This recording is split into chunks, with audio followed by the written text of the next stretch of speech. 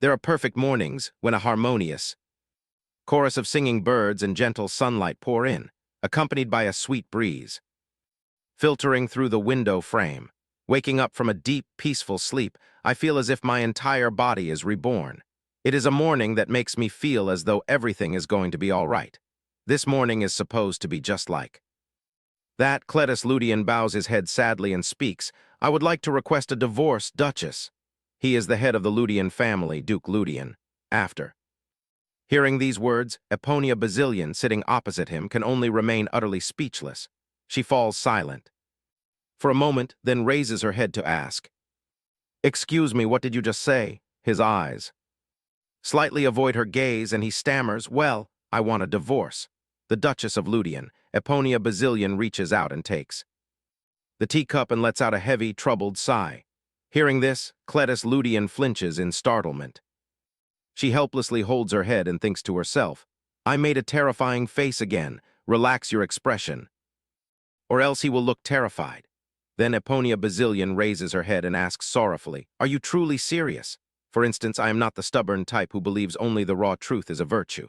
I am very tolerant even of harmless lies, so please answer within that boundary, all right?" His head hangs lower and lower. Cletus steals his resolve, places a sheet of paper on the table, and says, "That is indeed my intention. I have even prepared the documents here."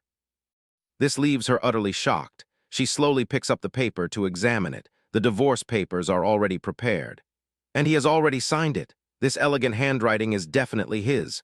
What on earth is the problem here? I did my absolute best to make him happy, yet he suddenly demands a divorce from me. Cletus Ludian speaks softly. "Please take your time to look it over, Duchess." Eponia Basilian's eyes darken and her fingers grip the edge of the paper tightly. She thinks to herself, "Don't even dream about it." No sooner said than done. She tears the divorce papers to shreds right in front of him, rejecting his request. "No, absolutely not." Cletus Ludian can only call out helplessly at her retreating back. "Duchess, please wait." Normally, in a panic like this, I would have lost my mind. But not today. After leaving the room, Eponia Basilian helplessly bites her lip and mutters, "In the end, all I get is a divorce. Did I transmigrate into this novel just to face an ending like this?" A gentle voice echoes, saying that luck smiles upon this little child. She carries the blessing of the favored. Even if she trips on gravel, she will still stand up with silver in her hands. "My grandmother, who was obsessed with fortune-telling, said that to me when I was just a child." A man yells in anger, "Do you think I benefit from this thing's luck? I got promoted because of my own competence." My father, who was deeply disappointed that I was a girl, did not believe in it, but after I was born, his life began to take off. He became dictatorial and arrogant, and even started his own business. My mother grew to despise him, eventually leaving the house with me. And the very moment we walked out, my father's career, into which he had poured all his money and severance pay, rapidly collapsed. Saddled with heavy debts to relatives and acquaintances, he frantically searched for us. "My daughter, I was careless. I will change. Please come home." I have no fond memories of him, but because his persistent visits were so troublesome, we eventually returned home. And as soon as we did, his business suddenly started running smoothly. In less than a month, he paid off all his debts and became prosperous. Even the relatives who once looked down on him began to crowd around him. But the peace does not last. My parents suddenly passed away in an accident, and even my grandmother, who protected me from those greedy relatives, passed away just as I reached adulthood. Keeping those vulture-like relatives at bay, I started running an investment firm, and only then did I truly understand my grandmother's words. I was indeed born with a talent for attracting money, winning the lottery. Every investment I touched turned to gold, and money just kept piling up. But despite that, I remained unsatisfied. No matter how much I earned, it was never enough. Eventually, the people around me cared only for my wealth. I lost faith in humanity and even gave up on dating. The only comfort to my lonely heart is a web novel I happened to stumble upon, The Saintess's Dangerous Choice. She yawns and sighs. In real life, indeed, there are no trustworthy men. Cletus, you are my future. The Saintess's Dangerous Choice is a reverse harem angst web novel where the crown prince, the high priest, and the assassin guild leader all fight for the female lead, Melissa, and among them, the one I silently adore is the Duke, the head of the Ludian family. The problem is that he is not even a supporting male lead, but rather a nearly invisible extra. He is buried deep within the character list. He is almost like wallpaper. As soon as the wind of the plot blows, boom, he disappears like a decorative potted plant. That makes her break down, burying her face and crying. Why? Why can they not see his gentle charm among all those dangerous men? He shines like a flower. I am so good at investing in stocks, yet I fail at investing in characters. Eponia Bazillion thinks to herself that throughout the chapters, the other male leads have several illustrations. It is all right, just come to me when you are in pain or struggling, that is enough for me. Cletus Ludian says it so softly and cautiously, but his eyes are sorrowful to the point of heartbreak. As for him, there is only one illustration, yet that image perfectly matches my imagination, divine in its beauty.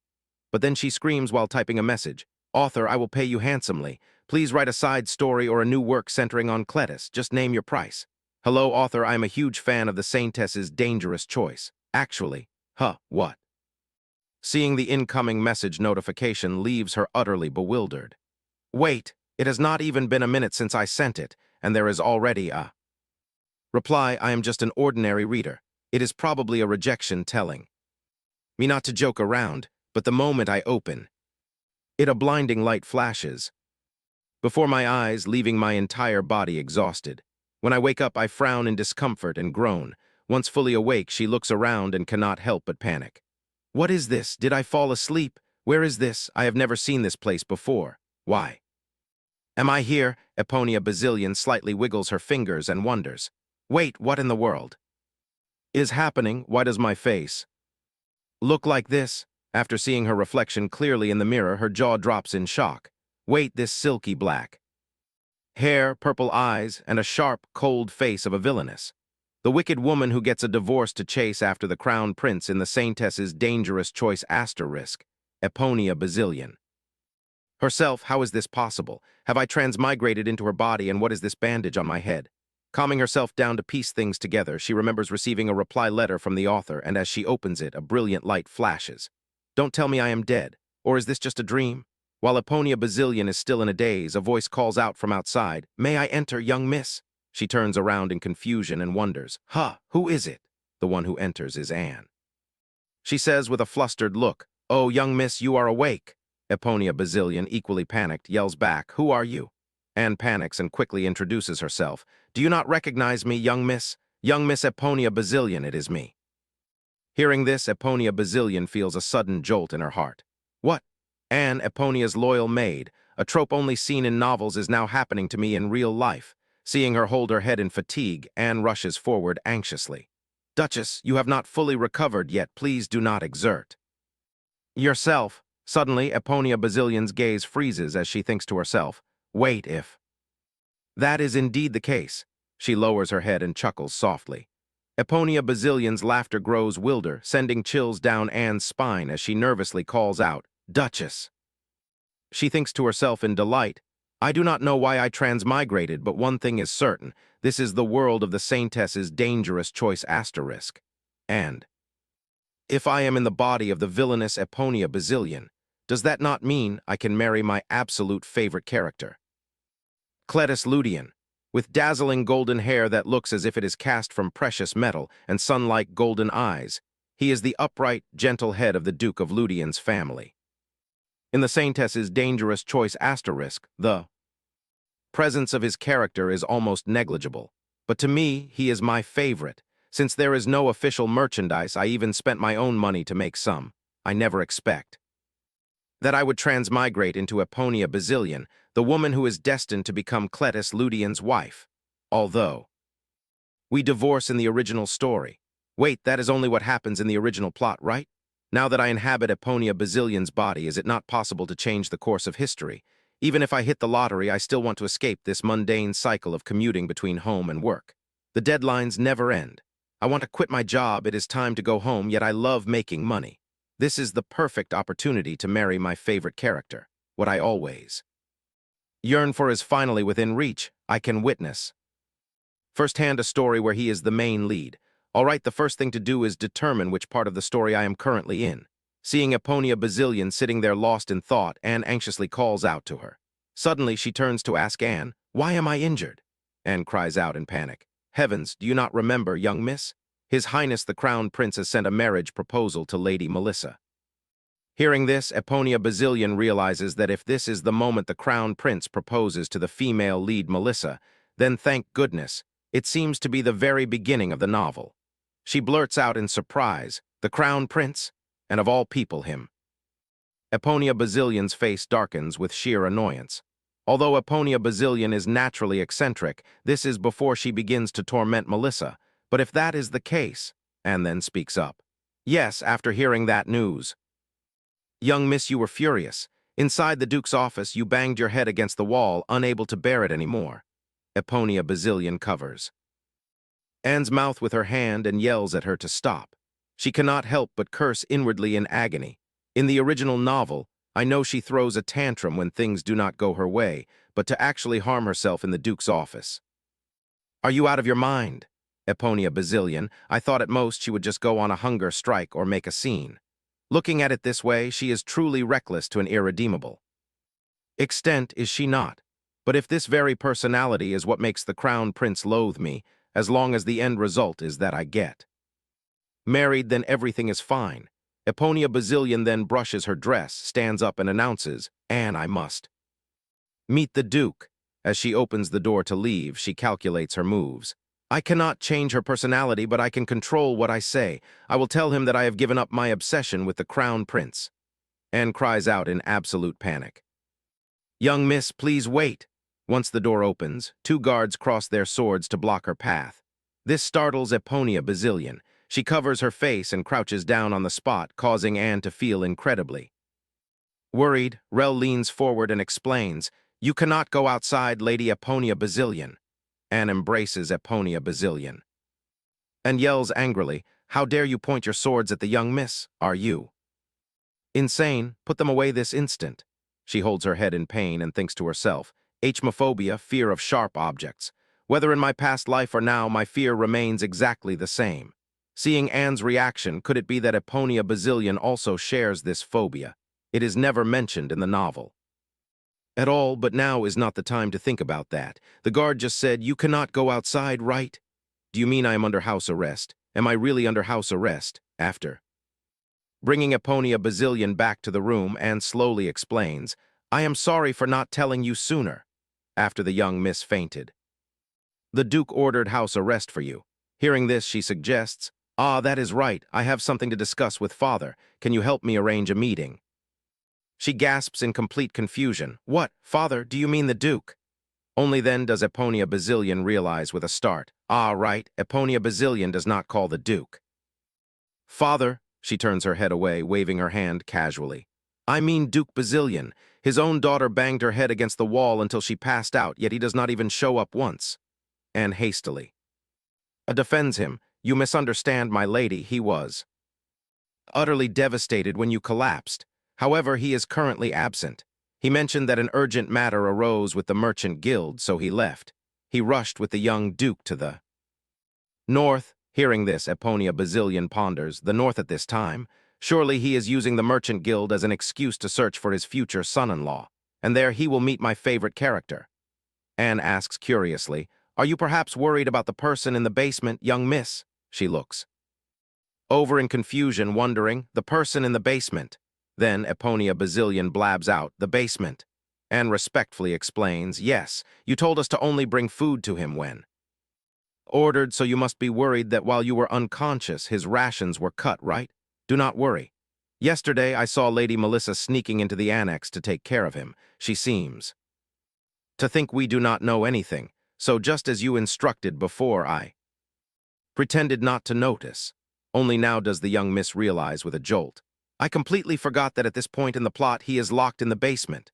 With that, she turns to give an order, "And there is no time. Bring me some rope quickly." Seeing Eponia Basilian gripping the rope tightly, Anne cries out in panic, "Young miss, are you really all right?" She gently reassures her, "It is fine, just hold on tight." However, Anne is still extremely worried and says, "If I knew you would do this, I would not have brought the rope. Do you really have to go yourself, young miss?" Eponia Basilian chuckles in amusement, trying to soothe her. "Do not worry, I will return shortly." Then she looks down at her feet and wonders, Eponia Bazillion is not even short, so why does she always wear high heels? I know she cares deeply about her appearance, but please, I hope. Eponia Bazillion has not done that asterisk to him yet. A moment later, Eponia Bazillion lands safely. She endures by, thinking of her marriage to the crown prince. From the window and waves in praise. You are amazing. Please be careful, young Miss. Eponia sighs repeatedly as she walks. It is rather chilly outside. Isn't it? She walks past the waterfall situated in the middle of the garden, surrounded by hanging lanterns. Looking at the tall building before her, Eponia realizes, so this is the annex. The soldiers are about to begin their patrol, making this the perfect moment. Suddenly, something makes her freeze. Eponia gasps in panic. Ah, please don't tell me he has already escaped. Ah, that person is not him. A pair of petite feet is walking closer, and it turns out to be Melissa. Melissa is the female protagonist of the Saintess's dangerous choice. After entering the Duke of Bazillion's estate, she accidentally discovers Richard locked in the annex. Shocked to see Richard imprisoned in such a miserable state, she secretly brings him food and medicine, keeping it hidden from Eponia Bazillion's detection. She stands sadly to the side, thinking to herself, if only I had reincarnated a little earlier. If I had known, I would never have rescued him from the illegal slave market. I would never have allowed him to meet Melissa. Well, the most important thing is Melissa's feelings. However, Eponia cautiously steps inside, casting a glance through the cold iron bars. Eponia's eyes widen in surprise as she thinks, ah, thank goodness. He has not escaped yet. One of the male leads of the Saintess's dangerous choice. Richard is one of the male leads of the Saintess's dangerous choice, but true to the title The Saintess's dangerous choice, every male lead is deeply flawed. Among them, he is the most dangerous, born with a secret and forced into slavery. His emotions are twisted from abandonment, being bought by Eponia Bazillion and kept in captivity. Eventually, he meets Melissa. It is the first warmth and care he has ever received. It is also the moment Richard learns what love is. Later, after escaping from the annex and rising to rule the underworld, Richard harbors both a burning hatred for Eponia and a deep, dark obsession with Melissa. And that obsession grows so blindly that he does not hesitate to kidnap or imprison her. Melissa prefers gentle men, so of course she dislikes him. The same goes for me, who was once infatuated with Cletus. Yet seeing him in person, he is even more breathtaking than the novel's illustrations. He is truly the epitome of a perfect idol. It is no wonder Richard has such a massive fandom. His eyes resemble those of a tender fawn. Richard asks in a flat tone, I hear you are sick. They say you collapsed and will not be able to come here for a few days. That is what I hear. This leaves Eponia utterly astounded. What is happening? I thought the moment he laid eyes on me, he would want to beat me to death. But does he actually seem concerned about me? If anything, I am the one who feels as if I am standing before a mortal enemy. Richard's eyes are still intact. Indeed, that is the very reason Eponia bought Richard. The crown prince had rejected her, only to turn around and propose to Melissa. Perhaps she simply wanted those eyes, but even so, it is far too insane. All right, what if I release Richard before anything happens? Is that mark on the back of his hand the slave brand? Come to think of it, the only thing she has yet to take is his eyes. From the moment he was dragged here as a slave, has he not already loathed me? If that is the case, even if I set him free now, will he not seek to destroy me? No. Calm down, I even received a defensive magic tool from him just in case. And if I do not release him now, I might cross paths with him later when he becomes an assassin. Richard asks gloomily, what are you doing? Eponia coldly opens the door and commands, come out, use this to unlock the chains. Suddenly her hand slips and the ring of keys drops right at Richard's feet. Eponia's heart leaps into her throat. I intended to hand them over gently, but my hand slipped, and I am in such a panic that my tone sounds exactly like a villain's. In an instant, Richard's face darkens. He bends down to unlock his shackles. Meanwhile, Eponia also calculates in her head. All right, while he unlocks himself, I need to find Richard's belongings. Let's see, maybe it is that box. Ah, found it. Suddenly, Richard calls out hesitantly from behind, I have unlocked them. She immediately tosses a bundle of clothes to him and commands, then put these on, this one and this one too. These are things I am giving you, so pack them. Separately, once Richard finishes, Eponia sighs to herself. I helped him get dressed and gave him money.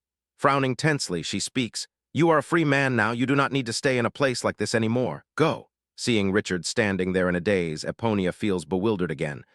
His expression does not change at all. Did I do something wrong, or does he want an apology? Thinking this, she immediately speaks up. I am sorry for everything. Hearing this now must sound highly suspicious and ridiculous to you, but I truly feel sorry for buying you, imprisoning you, and hurting you. Inside your bag there are gold coins and jewels, which should be enough for you to settle down wherever you wish. You are free. Now, having said her piece, Eponia bows her head, smiling helplessly. Is this enough to earn his forgiveness? Perhaps I should give him some medicine as well. In the original work, the slave brand fades on its own over time, but she still feels uneasy, yet contrary to her expectations, Richard questions her. Why must I leave? Eponia gasps in surprise. Right at that moment, she also looks.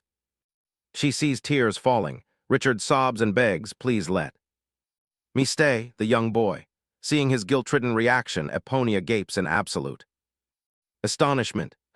Richard bursts into heavy sobs.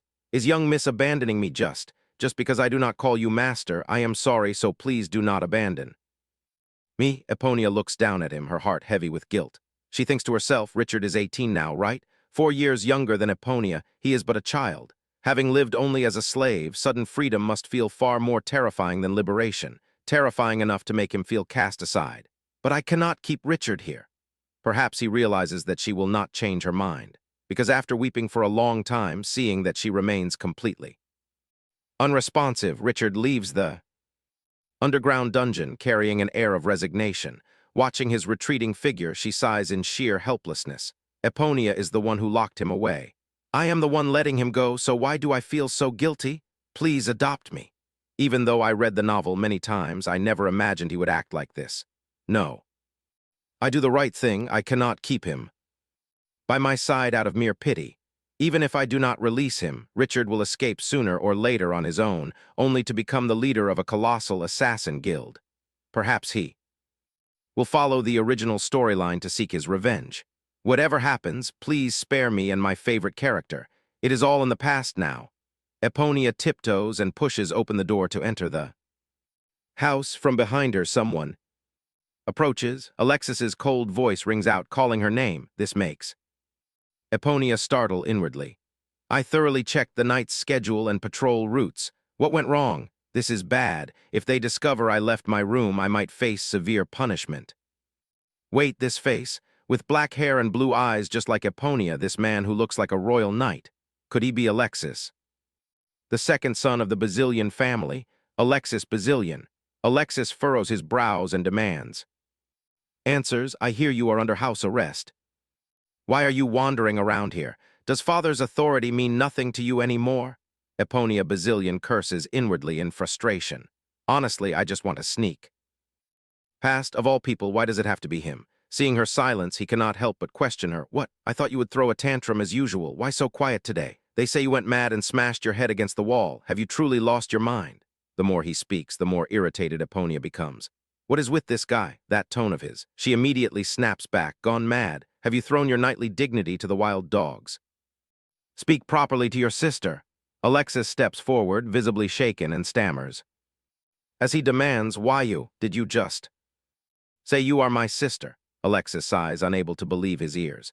Did you just call yourself my sister? Eponia cannot help but feel bewildered. Why does he ask that? Isn't Eponia 2 years older than Alexis? So she questions him. Did I say something wrong? He bursts into a mocking laugh. What a ridiculous joke. You always hate it when I call you sister. Since when do you ever treat me like a brother? Don't tell me you are actually severely injured. Eponia calmly replies, precisely. Smashing my head against the wall and passing out, how can I possibly be fine? Inwardly, she sighs in relief. Good heavens, you startle me. I thought I misspoke. Eponia stammers, silently praying, please just go somewhere else. If I get caught leaving my room without permission, I do not know how severely I will be punished. Thus, Eponia crosses her arms and coldly snaps, stop pretending to care. The sudden silence makes her feel flustered. Did I speak too harshly? Why are you so quiet? Say something whether you are annoyed or angry. Just do not look at me like I am some monster. Wait, this is bad. I feel a sneeze coming. If I sneeze right now, Eponia's dignity is ruined. She turns around, covers her mouth and coughs. Alexis calls out, deeply worried. Hey, sister. Eponia is shaken to her core. I only try to hold back a sneeze, yet it sounds like I am weeping. Damn it. With that, she strides away. I am going back to my room now, so do not follow me. Alexis watches Eponia's retreating figure in bewilderment, muttering, What on earth is this? Don't tell me she is crying because her pride is hurt. After returning to her room, Eponia lets out a massive sneeze. She painfully realizes, I catch a cold. Had I known it would come to this, I would have dressed warmer yesterday. Huh, why is everyone gathered out here? The maid Melissa and the person standing next to Melissa. Who is that? Eponia wonders in confusion. Is that Alexis? Why is he there? She sighs in a fit of rage. The more she thinks, the more ridiculous it seems. He is not the one under confinement, nor does he ever come to visit me even once, so why does he vent his anger on me? Someone steps down from the carriage, and everyone bows in formal greeting. Do not tell me that is the Duke of the Basilian family. Either way, I must meet the Duke because I have something to say to him. Just the thought of facing him fills me with anxiety. What if I misspeak? The Duke is giving orders to a servant. It seems to be quite urgent. Suddenly Anne rushes in from outside, hurriedly reporting, My lady, the Lord Duke. He commands me to bring you to him. Eponia thinks coldly to herself, so the urgent matter is me. Good, this is convenient, because if I want to meet him, I must speak with the Duke. Immediately, the Duke of the Basilian family in both name and reality. Aside from the imperial family, he stands at the head of a family of peerless power. He is a seasoned politician, always looking several steps ahead, and rumors paint him as a cold, ruthless merchant. They say that merely looking into his eyes feels like standing on thin ice, and his voice, as deep as a cavern, exudes an irresistible authority. From such a man I must obtain approval for my marriage. Anne chatters as she adjusts Eponia's gown. Why would the Duke remember a lowly maid like me? He has always paid close attention to you, my lady, so he surely knows I am your personal maid and sent me to fetch you. It seems the Duke is truly worried about you. Hearing this, she only sighs in irritation. If someone suddenly smashes their head against a wall and collapses right in front of you, even a mortal enemy would feel worried. Anne looks up, wanting to explain. My lady, Eponia asks with absolute certainty. Are you ready? Then let us go. Anne asks with deep concern, My lady, your fever has not subsided yet. Is it really all right, or should we meet him later? Yet she remains resolute. It is fine, I can go. Upon opening the door, Eponia pauses, a memory flashing in her mind. Oh, this man. When I returned from my outing yesterday, is he not the knight I reluctantly silenced with a threat? Yes, I see. He does not seem like the type to betray me, but perhaps it is better to tie up this loose end. Thinking this, she asks, What is your name? Startled, he quickly reports, Yes, I am Grecian. Eponia's eyes narrow as she thinks to herself, Grecian. I feel as though I have heard this name somewhere before. She smiles and says, If the Lord Duke asks about you, I will tell him you guarded my room very diligently. Understood. Anne follows behind, asking curiously, My lady, did that night catch your eye? Eponia gasps in surprise. So she explains, We need someone suitable for that matter. Do you plan to make me handle it myself? These vague words confuse her. That matter. It seems Eponia and Anne are plotting something together. I cannot pretend I do not know, so I should just play along. Eponia's footsteps suddenly halt. She sees Alexis standing at the door. Eponia questions him. Alexis, what are you doing here? I ask you, what are you doing here? He boldly retorts, Is there any reason why I should not be here? She sighs sarcastically. Do you not think you are slacking off too much? At this hour, you should be reporting to the night order. The royal family. Alexis Basilian cannot suppress his anger and shouts. What do you mean, lazy? To someone who just returns after a week of training and today is only his first rest day. Furthermore, I only find out about this when I get back last night. That you fainted. What is with that look on your face? Besides, I do not tell father that you wandered outside on your own, so just keep quiet and stop acting so high and mighty. Eponia Basilian feels bewildered in her heart. Why is he suddenly behaving like this? Suddenly at this very moment, the tightly closed door opens. Siaban Basilian frowns and questions. Do you even know where this is to dare to Speak like that? Alexis Bazilian quickly explains, brother, it is not like that. But he cuts him off directly. Shut up. Standing aside and observing, Eponia Bazilian silently assesses them as Alexis Bazilian calls him. Brother, I am certain. He is older than Alexis Bazilian, yet his impression is much colder. The eldest son of the Bazilian family is definitely Siaban Bazilian. But something is strange, just like the last time I met Richard. Even without Eponia Bazilian's memories, I can still clearly feel that emotion. He turns, frowns, and warns, if you intend to throw a tantrum like last time, you had better go back. Things do not go your way just because you want them to. An inexplicable feeling of discomfort rises. Eponia Bazilian lowers her head and asserts, I do not come here to cause trouble. That strange frustration grows clearer and clearer. Siaban Bazilian lowers his gaze and questions her. Then why are you here? Your house arrest has not ended yet, has it? She tenses. Upin replies, I have an urgent matter to discuss with father. This makes him utterly surprised, gasping, what did you just say? From within, the Duke of Bazilian also summons them to enter. Siaban Bazilian says anxiously, Father, but she is still under house arrest. This makes him repeat irritably, I believe I told you to come in. Eponia Bazilian silently lowers her face. Down, she anxiously takes small steps inside. That man is none other than Eponia Bazilian's father. The Duke of Bazilian. Even without illustrations, he looks colder and sharper than the descriptions in the legends. What should I do? He is far more terrifying than I imagined, having even locked Eponia Bazilian in her room as punishment. If I say the wrong thing, I might truly be banished. The more I think about it, the more unjust it feels. Clearly, it is the original Eponia Bazilian who caused all the trouble.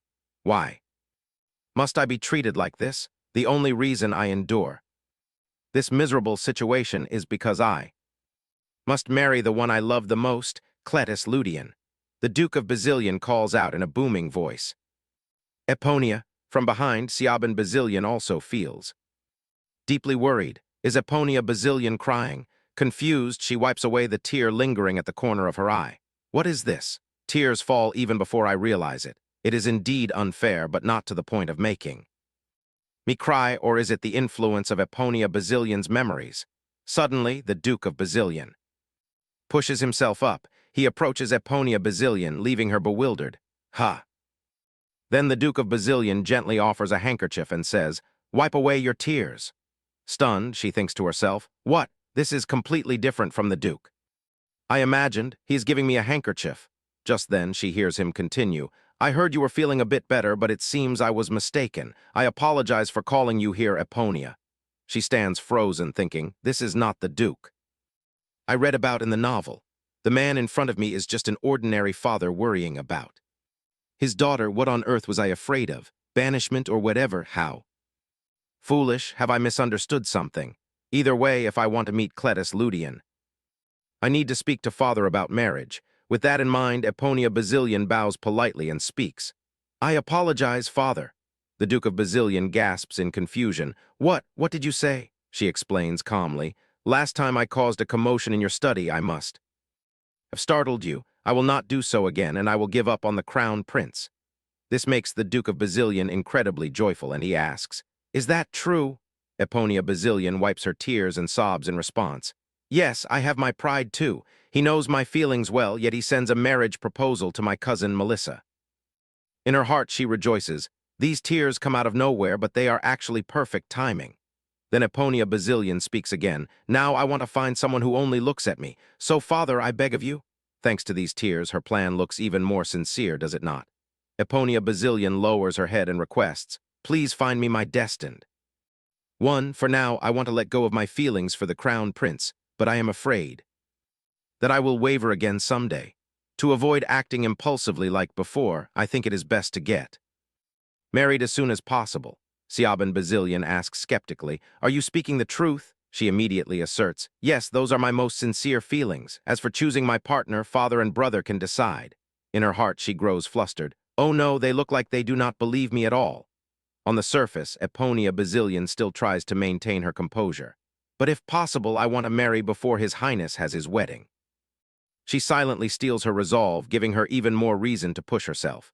Eponia Bazilian cautiously requests, The wedding does not need to be grand. I only want to leave the capital where His Highness is as soon as possible. There is one thing she does not say out loud but keeps in her heart. And then enjoy married life with the person I adore. But if I insist on marrying first, will something terrible happen that results in my partner being someone else? She shares a silent exchange of looks with Siaban Bazilian. Eponia Bazilian hesitates before continuing. Well, the thing is, I trust father will make a wise choice, but please do not choose a family of too low a status. The Duke of Bazilian turns to her with concern and says, Eponia, no matter what others say, you are still the beloved daughter of the Bazilian family. Our family has honor, and we will absolutely never choose someone of a lower status than yours, she confirms. And so Eponia Bazilian turns and leaves. With that, I have said everything I need to say. Should I return to my room now? But father's reaction still seems to be missing something. Should I deliver the final blow? She calls out hesitantly. Father, which leaves him utterly shaken. Eponia Bazilian turns and confesses. I admit I have been very selfish for a long time, and I have treated my family poorly, but I will not do so anymore, she silently tells herself.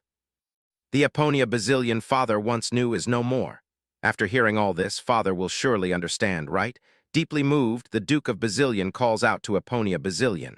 Eponia reminds herself, all right, now I will turn around and make a dramatic exit. Why do my eyes suddenly go dark? The room is spinning.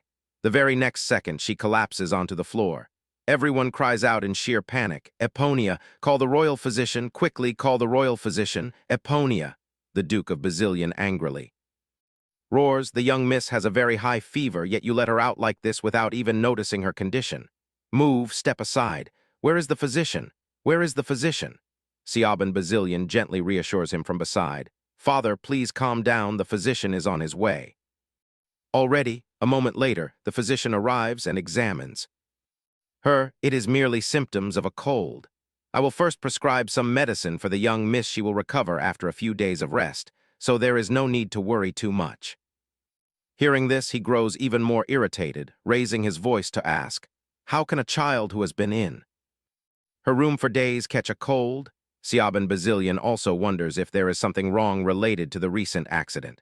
The startled physician quickly interjects. I apologize, but absolutely not. Just as I reported to the Duke, she only sustained a slight bruise on her forehead. He shouts, then why is our Eponia Bazilian like this? The physician stammers. Perhaps it is because the young Miss's mind and body have become weak. Alexis Bazilian snaps. Then why did you leave the house when she is sick? She must be very sad that no one came to visit her. Anne finally speaks up at this moment. Actually, after waking up, the young miss asked why the Duke did not come. Both of them freeze upon hearing Anne say, I told her that you were away. The young miss seemed resigned and smiled. Duke of Bazilian is rendered speechless. Alexis Bazilian shouts furiously, I knew it. No matter how much Eponia Bazilian says she hates us, father cannot just keep avoiding her until she calms down like that. How many times have I told you? Sometime later, the Duke of Bazilian calls Siaban Bazilian into his room, expressing his regret over how she came looking for him only to end up hurt. I should be grateful that this time she does not threaten to end her life as before. She even calls me father. He smiles faintly in response. I also hear her call me brother. Siaban Bazilian feels even more delighted in his heart. Ever since she was a child, Eponia Bazilian has deeply resented her family. The only person she ever followed was her mother. After mother passed away, she only cried alone in her room. She never opened her heart to any of us.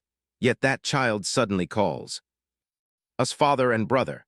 The Duke of Bazilian sighs with self-reproach. And you said her health is fine. He immediately explains, the Crown Prince proposing to Melissa must have been a very heavy shock to Eponia Bazilian. This makes him think irritably, how could they do such a thing? Our Eponia Bazilian is such a wonderful girl. Granted, I admit her obsession with the Crown Prince went too far, but she is still the precious daughter of a founding family. Sitting across from him, Siaban Bazilian speaks again. Even so, this might be for the best. We will immediately proceed with Eponia Bazilian's marriage. The Duke of Bazilian asks anxiously, immediately? He gently reminds him, Father, Eponia Bazilian is very stubborn. She might change her mind at any moment, Besides, we have no shortage of suitable candidates. The Duke of Basilian nods in agreement. Indeed, if there is a family worthy of the Basilian family, the Ludian family would be the ideal choice. Very. Well, let us proceed quickly. Midst the grand castle, an outraged scream echoes. This is outrageous, the Ludian. Duchy, Cletus Ludian asks with a hint of weariness while writing documents. What is it this time, Lord? Ludian, Delano questions grumpily, marrying the daughter of the Basilian family, Lord Delano. You know as well as I do that her reputation is completely ruined. Furthermore, the entire empire knows her heart is set entirely on the crown prince. Hearing this, he only smiles faintly and says, Delano, how much do we still? Oh, Count Vayas this month? He hesitates before replying, 750 gold coins, and the payment deadline is in 10 days. My lord, if we do not pay on time, Count Vayas, who runs the only merchant guild in the north, will highly likely raise the prices to an exorbitant level again. Cletus Ludian nods and sighs. Indeed, but it is not just the distribution fees we have to pay the count, but also the massive debt accumulated over many years. Even though our creditors are close allies who only charge a nominal interest, we cannot know how long their goodwill will last. That is why this marriage is compulsory. Delano speaks up once more. Even so, I still vehemently oppose this match. He quickly cuts him off. I cannot understand the Duke of Basilian's thoughts at all. Was it not you who said he looks quite decent, entirely unlike the rumors? Delano confirms. Yes, unlike his daughter. At that time, the Duke of Basilian inquired very politely, You must be tired after such a long journey. Delano grumpily continues. He is indeed surprisingly loud, but I never imagined. He suddenly proposed a marriage alliance instead of a business deal. Cletus Ludian chuckles and reminds him, I told you not to get your hopes up.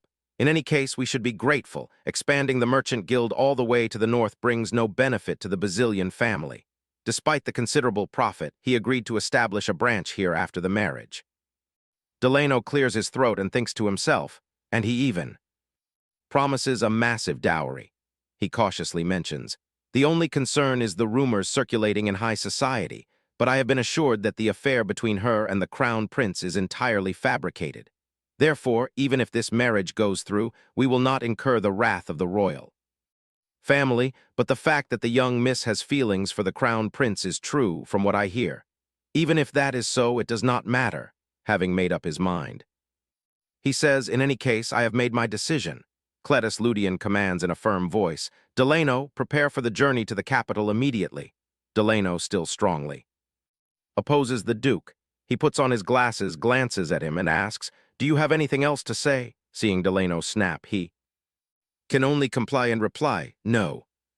My lord, he smiles with satisfaction and reminds him, Then we shall end here. You have a lot of work to do. Dismissed. After Delano leaves, he is left alone in the study. He lowers his head, pursing his lips as if hesitating over something.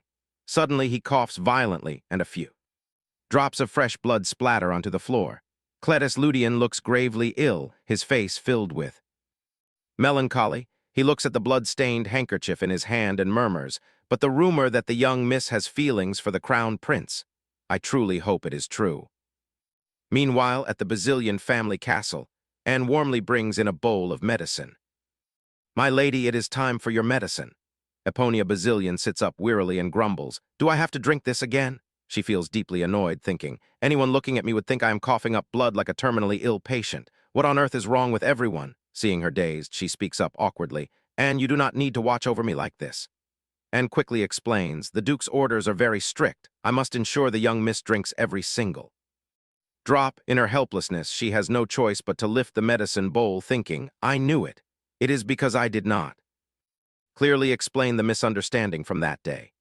A week ago, the Duke of Basilian screams in absolute panic. Eponia, Siaban Basilian coldly asks, are you awake? Meanwhile, Alexis Basilian shouts in a fluster, Hey, look at yourself, you are practically skin and bones. Having slept very deeply, Eponia Basilian frowns in confusion and asks, Why is everyone in my room? He explains with immense worry, We are waiting for you to wake up. I am sorry, Eponia. She cannot help but gasp in shock. What, the Duke? Basilian adds, I am forced to leave that day due to an urgent matter. I do not think about how heartbroken you are. At this moment, she begins to grasp the issue of waking up alone. What is he even Talking about, wait, is he behaving this way because I cry in front of him the other day? She quickly speaks up. To clarify, I am not sad at all, let alone heartbroken. Eponia Bazillion looks with a touch of annoyance at the people who do not believe her, thinking to herself that she is always strong. Returning to reality and quickly reassures her that it is not what she means. She clears her throat and praises her. Well done. Here, eat some candy. In her heart, Eponia Bazillion silently says thank you. She suddenly remembers something and speaks up to report. Ah, that is right. Lady Melissa asks about you earlier. I tell her you are unwell. What should I do? This comes as a surprise to her. Melissa wants to meet her. But for what? At the meeting, Melissa hesitantly speaks. Sister, thank you for having tea with me today. Eponia Bazillion cautiously replies. It is fine. Thanks to you, I also get to breathe some fresh air. Her vibrant honey-colored hair and sprout-green eyes exude a pure, lovely aura. I think so every time we meet. Melissa truly resembles a fairy-tale princess. She is completely unlike the others in the Bazillion family. Eponia Bazillion asks, So, Melissa, do you wish to see me because you have something to say? She flinches and gasps, Huh, oh no, your favorite tablecloth. Seeing Melissa's panicked state, she calmly reassures her. It is fine, it is only a little wet. Please bring a handkerchief here. As well, she speaks with growing anxiety, I am sorry. Eponia Bazillion silently guesses. Since she arrives here, she is always tense. Is it because of the proposal? Then she gently speaks, Melissa, if it is about the royal proposal, you do not need to be reserved with me. I already let go of all my feelings for the crown prince, so whether you accept or reject him, I truly do not mind. Melissa quickly interrupts to explain. It is not like that. As I tell you before, I only meet him by chance a few times when I am still a commoner, and I do not even know he is the crown prince. I remember very well when you say I should not let the royal family sway me for the sake of our clan, so rejecting the proposal is entirely my decision. Eponia Bazillion asks frankly, Then why do you look so anxious in front of me today? Melissa is a little dazed and gasps. Ah, actually, while touring the estate, I accidentally wander into your annex as if spellbound. I go down to the basement and there. Hearing this, her face darkens as she thinks. I do not expect Melissa to mention Richard first. If I do not stop her, who knows what she slips up and says. So she calls out to Melissa, Forget everything you see and hear down there. There is no need to worry about that boy. I already send him to a better place. Melissa panics and screams, A better place? Eponia Bazillion has to explain more clearly. Oh, actually, I mean I let him go. I give him enough money for his journey, so he is fine. At this, Melissa calms down. Ah, then. I am relieved. She asks with concern, More importantly, how do you find life in this duchy? Is it suffocating or uncomfortable? Melissa replies happily, It is wonderful. I even enjoy my studies very much. Melissa arrives at the duchy not long ago. Under the Duke's orders, until she gets used to the environment, she does not have the freedom to move around and can only go out with permission and a knight escort. So Eponia Bazillion proposes, If you want to go out, just ask Father. You have to go with a knight, but if it is a safe place like the temple, Father probably agrees. Melissa hesitantly speaks, but the temple is quite busy lately with prayer services. She asks in surprise, Prayers? Melissa explains, Yes, because the crown prince is about to go to war. In her heart, Eponia Bazillion begins to calculate further. I wonder why there is no fierce reaction when Melissa rejects the proposal. So it is because of the upcoming military expedition. She suddenly asks, Sister, is the crown prince truly as war-loving as the rumors say? Eponia Bazillion only calmly replies, Well, the founding emperor defeats the evil dragon that brings disaster to the continent, acting as the great hero who unifies the entire land.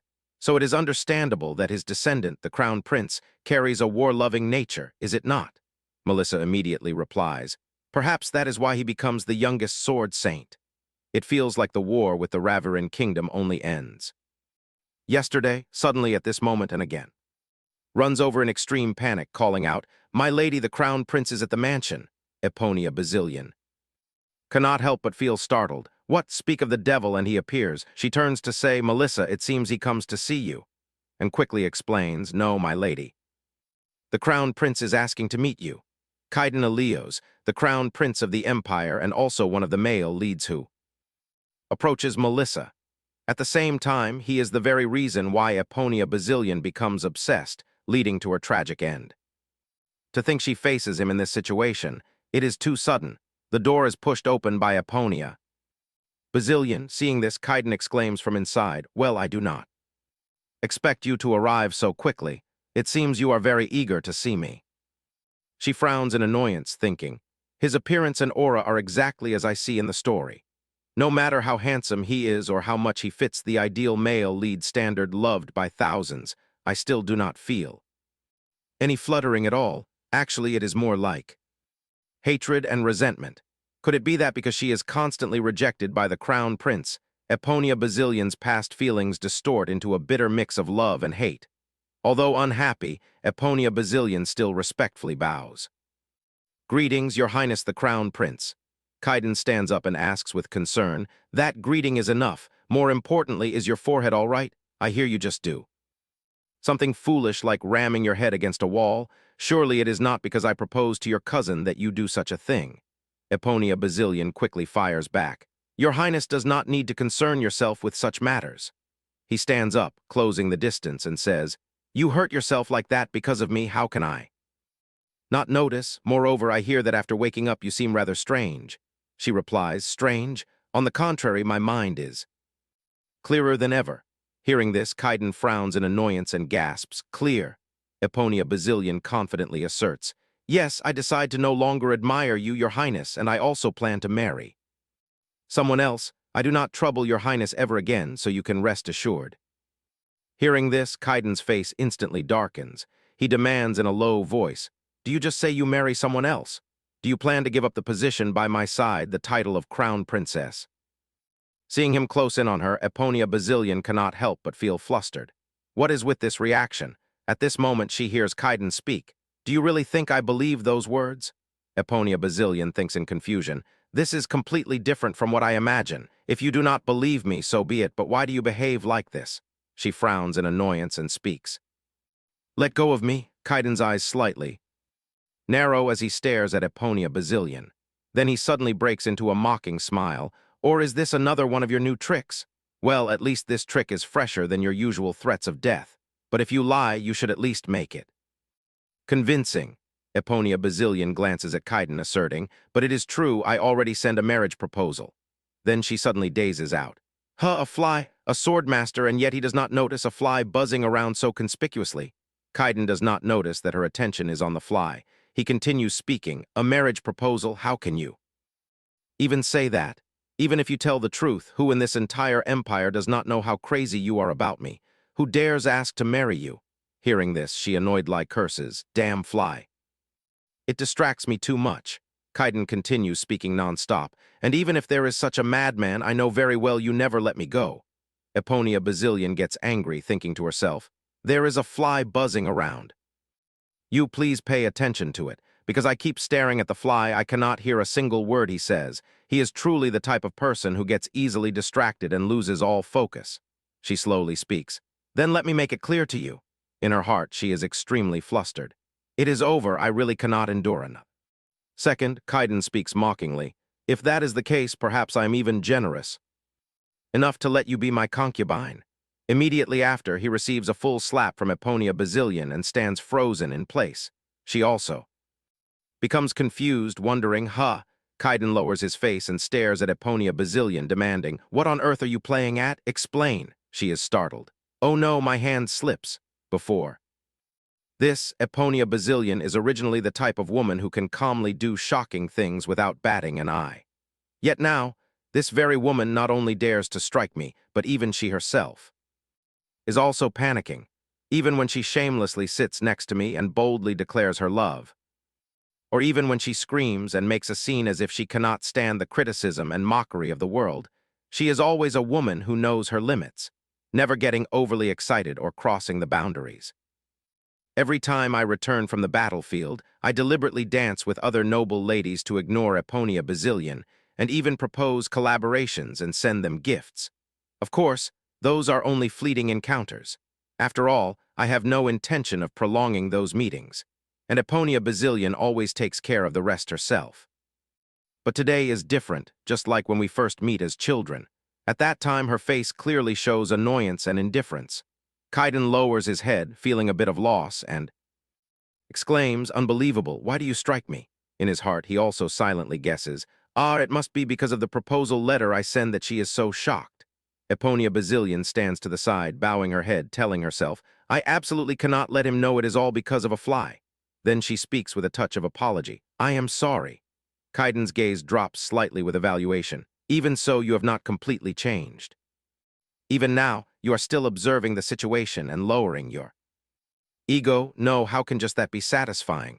What I truly desire from Eponia Bazilian, I do not receive even a little bit. At this moment, an urging voice sounds from outside. Your Highness, it is time to return to the Imperial Palace. Kaiden turns back blankly and replies, I am. Coming, suddenly Eponia Bazilian calls out. Ah, he turns back to explain, this time if I go on the campaign, it is probably at least 3 months before I can return.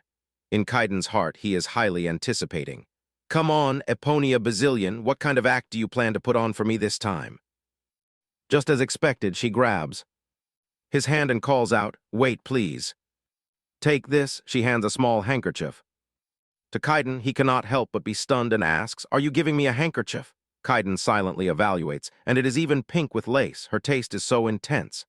Eponia Bazilian shyly turns her face away and explains, it is just. But without waiting for her to finish, he snatches it and leaves, saying, I accept it. Eponia Bazilian gasps in confusion. Oh. Kaiden glances at her, wondering, Eponia Bazilian, I wonder what you're plotting. Those cold, indifferent purple eyes of yours always remind me of aged wine. Up until now, I always rely on wine to endure those long campaigns. But with this, it seems I now have one more thing to rely on. The sky outside turns dark, enveloping the entire castle. To rely on. The sky outside turns dark, enveloping the entire castle. Eponia Bazilian frowns and rubs her forehead in exhaustion. She sits on the sofa and mutters, this is a total disaster. Just because I want to swat a fly, my hand slips and lands right on the crown prince's face. But this is completely different from what I know in the original work. The real-life Kaiden seems unusually easygoing. After getting slapped by me like this, he probably loses all interest in me, right? There is no way that is possible, right? Right, Eponia Bazilian's face turns pale with fear. On top of that, I even accidentally hand Melissa's handkerchief to the crown prince. I wonder if everything turns out all right. Well, anyway, I guess I handle everything quite well. Inside the room, Alexis's tired yawn resounds. So tiring. Every time I finish sparring, I feel completely exhausted. Let's quickly have dinner. And then go back to sleep. Eponia Bazilian, why are you here, do you not always eat in your room? Eponia Bazilian pauses for a moment and asks, what is so strange about having dinner with family? But right after that, she quickly realizes, it is natural for Alexis to be surprised. In the original story, Eponia Bazilian never dines with the family. She only comes here to ask how the proposal is answered, and when invited to dinner, she accepts and sits down to eat. Earlier, the Duke of Bazilian exclaims in shock, really? You say you want to eat with the family? Is something wrong? Eponia. I hear the crown prince stops by. The Duke's mansion today, does he blame you for Melissa's rejection? Eponia Bazilian, while cutting the steak on her plate, calmly replies, no, he does not scold or do anything unreasonable to me. But I do not know where he hears it from. It seems the crown prince knows all about the commotion I cause at the Duke's estate. Hearing this, the Duke of Bazilian's face darkens as he demands, who dares spread such rumors? Alexis gasps in confusion. What? She turns to gently reply, who knows, but I tell the crown prince directly that I give up now. No longer pursuing him, yet he refuses to believe it. He even tells me not to dream of becoming the crown princess and that I shouldn't even hope for the position of a concubine. Alexis jumps in shock and yells, what? A concubine? He actually dares to say that. Siaban frowns and warns him, Alexis, quiet down, and you too, Eponia, even if he is a member of the imperial family. Demanding to turn an unmarried noble lady into a concubine is no different from trampling on our family's honor. Tomorrow, I will send a formal complaint to the imperial court. This makes Eponia extremely bewildered. This reaction does not seem to be what she expected. She clears her throat a few times to remind them, everyone, please don't make a fuss. I didn't just stand by and let him bully me. Duke Bazilian asks curiously, then what did you do? Eponia hesitates for a moment, then answers, actually, I slapped His Highness right in the face.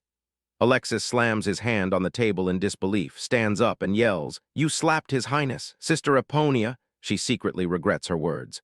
Well, things just got a little out of hand. Just a little. She frowns with a trace of worry, turning to Duke Basilian to speak. Father, I am sorry. He praises her gently. No, you did well, if you had done nothing in that situation. I would have been even more furious. Besides, the Crown Prince is a master swordsman, so even if you slapped him, it probably only felt like a mosquito bite to him. Eponia reasons in her mind. It felt like a fly bite to him. Then she lowers her head and speaks calmly. Well, I only slapped him lightly. I only hope this matter is resolved peacefully. Now the only thing I want is to get married as soon as possible. Duke Basilian replies, Then that is perfect. That is exactly why I invited you to dinner with the family, if it is about that. The reply to the marriage proposal has already arrived. Eponia's face brightens with joy. Anxiously, she asks if they accepted. Duke. Basilian quickly answers, Of course. What man would reject the chance to take you as his wife? Though she smiles on the outside, inside Eponia is leaping with joy. Great! But the Duke seems dissatisfied as he speaks. It seems they delivered the letter by a normal carriage. What is taking Henry so long? How ridiculous. A prestigious family famous for training mages, yet they do not even have a single magic carriage. Eponia, when you go to Duke Ludian's residence, I will prepare many magic carriages for you. Eponia pauses and asks, Is it just carriages? Duke Basilian laughs and explains, Of course not just that, there are also mana stones, naturally. Hearing this, she suggests, Then they will probably need them when they come to the capital later, so could you please send one over to Duke Ludian's place in advance, Father? Duke Basilian immediately agrees, All right, I will send it over. By the way, your request to send the carriage ahead and even choose the knight who will serve you after marriage. I really did not expect you to be so thoughtful. Eponia gasps in bewilderment. Huh, he explains. I heard that is the knight who guarded your door during your house arrest last time. Didn't you take an interest in him? Eponia replies hesitantly. Ah, yes. In her heart, she cannot help but gasp, thinking, Oh my God, could Anne's words about letting her handle it actually mean this? At this moment, Duke Basilian speaks up again. Finally, I see the two of you gradually getting along. I thought you would hold an early engagement and the wedding would be pushed back by about a year. Eponia's face darkens, thinking, What on earth, what nonsense is he talking about? She hurriedly corrects him. I already told you I want to get married as soon as possible. There is no need for anything elaborate or luxurious. We only need to hold an intimate ceremony with the family. Duke Basilian asks in bewilderment, You say simple. The wedding of a lady of the Basilian family, and you say simple. Eponia bows her head and explains, Since the Crown Prince is about to go to war, I want to leave the capital before he returns. He sorrowfully bows his head and replies, If that is what you want, then I must inform the sanctuary immediately. Alexis, sitting opposite her, suddenly asks, Wait, I don't understand anything. Why have you been rambling on about marriage since earlier? About marriage. Siaban Basilian hears this, turns to him, and answers, Because Eponia has decided to get married. He screams in confusion, What, really? Who is the groom? Siaban calmly replies, Duke Ludian. Alexis gasps in confusion. What is this? Is it just me who knows nothing? Melissa, did you know about this too? About this? Are you kidding me? Why does everyone know? Only I am left in the dark. Aren't we supposed to be family? Fine, I am leaving first. Witnessing this scene, Eponia Basilian cannot help but feel bewildered. What on earth? Why is he blowing up like that? A while after eating dinner, she silently returns to her room. Eponia walks and thinks. Alexis suddenly threw a tantrum and left, making the atmosphere so awkward. He blew up and walked away. His personality is indeed still so childish. This must be the knight the Duke mentioned would accompany and escort me earlier. It seems his name is Grekian. His name sounds very familiar. Grekian sees her and immediately calls out to her, Young miss, please forgive my past rudeness. Eponia asks herself in confusion, What? Why is he suddenly doing this? He continues, To be honest, until now I believed those bad rumors about you, young miss. When I received the order to guard your door, I even thought it was a bad omen. This makes her a bit angry. What did you just say? Right after that, Grekian expresses, But you have treated me with a heart as vast as the ocean. I am willing to serve you for the rest of my life. Eponia immediately responds. All right. She looks at him kneeling in front of her, thinking, Ah, I remember. In the original work, when Eponia caused a riot, this person protected her. He is originally an extremely loyal minor character. I do not know what Anne did to make him mention tolerance, but since I still do not know everything, I should tread carefully to be safe. Thinking this, Eponia Bazillion speaks up. All right, stand up. Grekian quickly replies, yes, young miss, she continues to ask. I will get married soon and move to the north. Do you still want to follow me? He agrees without hesitation. Yes, I left my hometown to work also to find a cure for my younger brother, so. This is not a problem at all, the maid says. His brother is being kept as a hostage, so he is not allowed to bring him to the north. But in truth, the freezing climate out there is not good for a patient anyway. Eponia thinks in surprise. It seems she has helped his sick brother. Huh. Wait, a hostage. Then she sees Grekian sobbing, but now I understand. When you used the word hostage, you actually wanted my brother to fully focus on his treatment.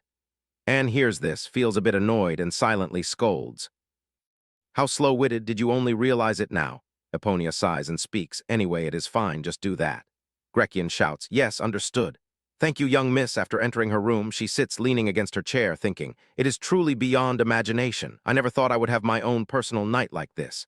In just 1 week, they grasped my situation and even found a knight willing to swear loyalty to the death. Anne is definitely not ordinary. And Eponia, Anne's master, must have been quite a grand figure too. It seems the characters in the original novel are quite different from reality. While thinking, Eponia suddenly calls out, by the way, Anne, don't you find it strange that I am suddenly marrying someone else? She smiles and replies, my lady, I swore my utmost loyalty to you long ago. Though I may not understand your innermost thoughts, I am certain your decision is entirely justified. Eponia smiles and denies, no, it is just because the soul inside. This body has already changed. Never mind. Then she hears Anne say, even with you choosing Duke Ludian, I believe you have considered it carefully. Meanwhile, at that time in another place, Damien is lying on the ground in deep agony. He falls to his knees, begging, please, please destroy me. Is this really what the young miss wants from me? If that is the price to pay to help the lady of the Bazillion family, if I do this, will we truly save this world? Seeing Damien kneeling there, someone anxiously approaches him with concern. High priest, if you continue like this, you will fall ill. You have prayed for several nights in a row. In his heart, he is extremely worried. The high priest was originally a very upright person with a firm stance in everything, but now he looks like a soulless person, as if he just saw something truly terrifying. High priest Damien turns and asks, what are you still doing here at this hour? The other stammers, I have something to report, so I came. There is a request from Lady Bazillion. She wants to hold the wedding at the Grand Temple. They say the lady of that house is deeply infatuated with the Crown Prince, so when the news of the guard unit was announced, the public was so shocked they made a huge fuss. Who would have thought the groom is not the Crown Prince, but instead? Damien cuts him off and asks, Duke Ludian, right? This bewilders the other man, who gasps, huh, how do you know? Damien turns around and says, we will soon report the specific date and time. Please convey the message to the Bazillion family. He hesitantly replies, ah yes, I understand. As for the priest who will officiate the wedding, Damien asserts, it is me, mourning at Duke Bazillion's residence. Alexis and Eponia sit opposite each other, but no one says anything. Annoyed, he hugs a pillow and screams, you clearly came to find me first. Hey, do you think keeping your lips sealed and remaining silent like that makes things better? She explains. I am not being silent at all. Alexis yells angrily again. You just finished planning your wedding, but your face looks like you are about to pack your bags and run away. What else are you planning to say now? Since last night's dinner, Alexis is still sulking because he didn't know about my engagement, so I have to come here to coax him. She says reluctantly, seriously, why do you say that? In her heart, Eponia has her own worries. It is indeed good news that the sanctuary agreed to an earlier marriage than expected, but Duke Bazillion said they must be frantically preparing everything as quickly as possible. She replies obediently, yes, thank you, father. In her heart, she silently prays that everything will go smoothly. Please let there be no trouble arising until the wedding day. Then Eponia speaks to reassure him. I didn't hide it only from you. Why are you acting as if I purposely left you out?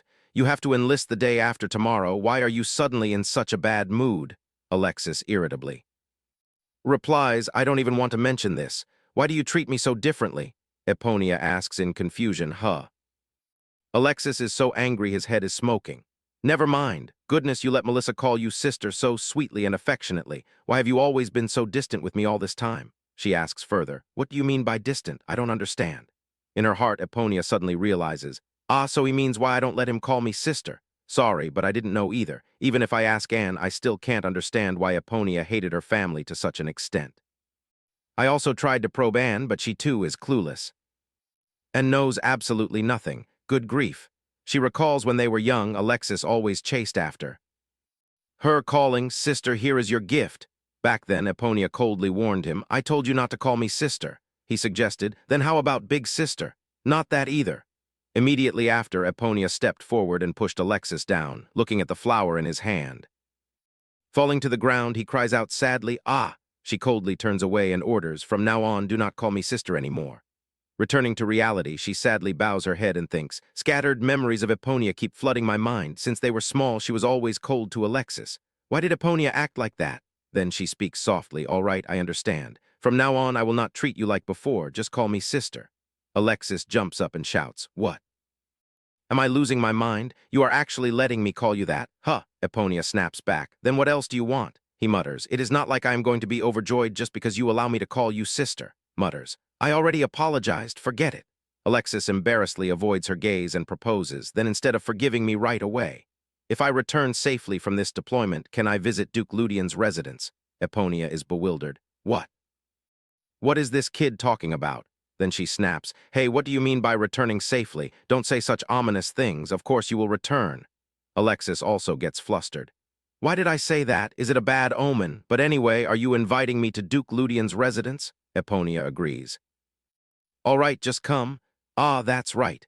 Since I cannot go watch the victory parade, don't throw another tantrum and demand that I apologize for treating you like a child. Or just act like I never existed before." Alexis turns to reproach her. "Up until now, you have never even given me a decent handkerchief, the kind people usually hand to strangers on a whim." Finishes speaking, Eponia hands Alexis a handkerchief and says, "Happy now?" He bows his head and hesitantly marvels, "I never expected the day I would receive this from you." "Thank you, sister." Seeing Alexis so happy, Eponia also smiles softly. In her heart, she silently reminds him, "Yeah. Don't lose it." 3 days later, inside the carriage, Delano happily exclaims, "This is my first time riding in a magic carriage. I must admit, it is really fast and smooth." Cletus Ludian.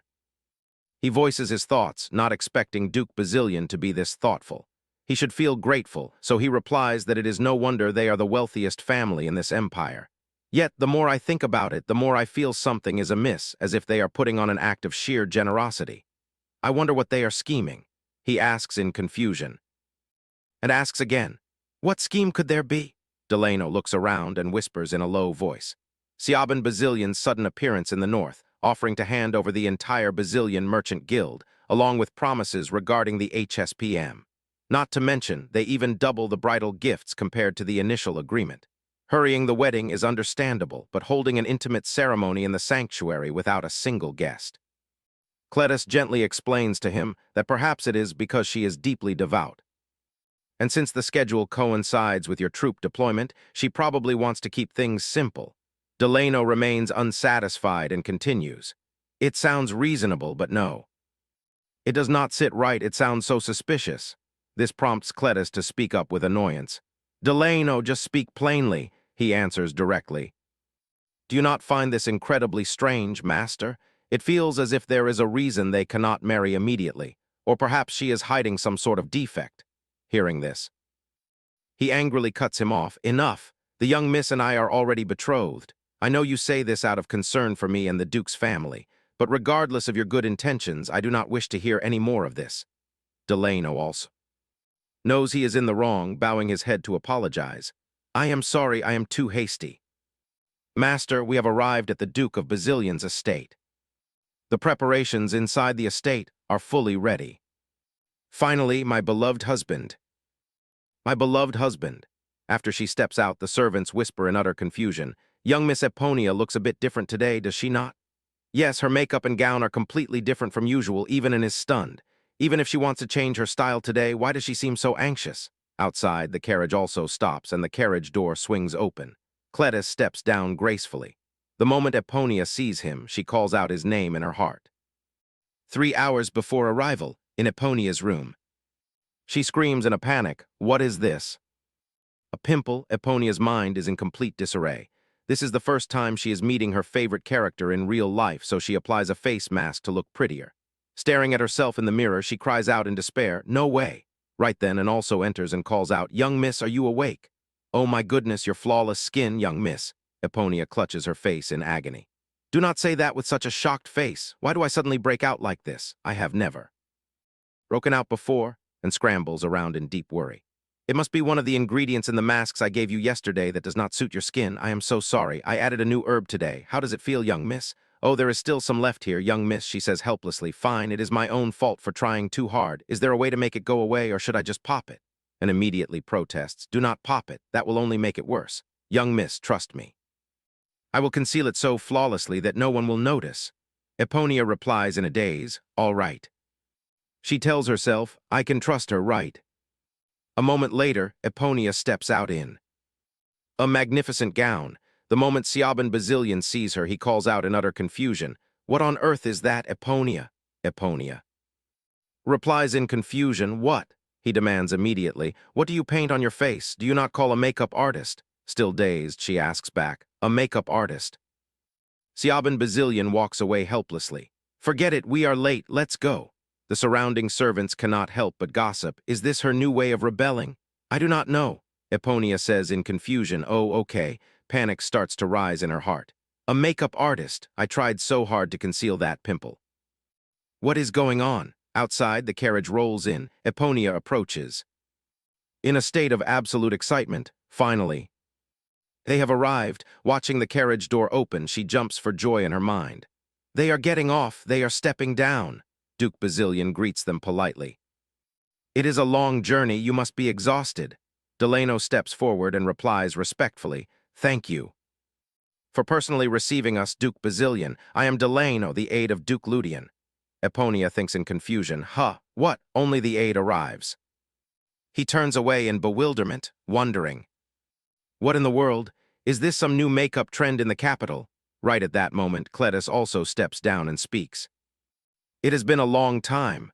Breathtakingly handsome, he approaches. With a trace of melancholy, Cletus Ludian speaks. "How have you been, Duke?"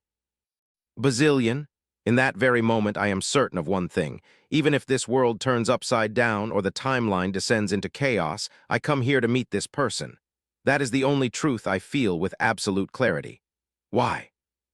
Does my nose suddenly sting with tears? It feels as though I have just reunited with a long-lost first love. Cletus Ludian turns to look at her, greeting her with a smile. "It is an honor to meet you. I am Ludian."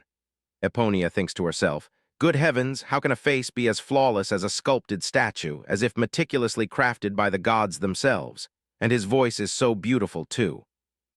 Is this truly the first time I have met him?" Seeing her stand there in a daze, Duke Bazillion clears his throat to nudge her. A hum.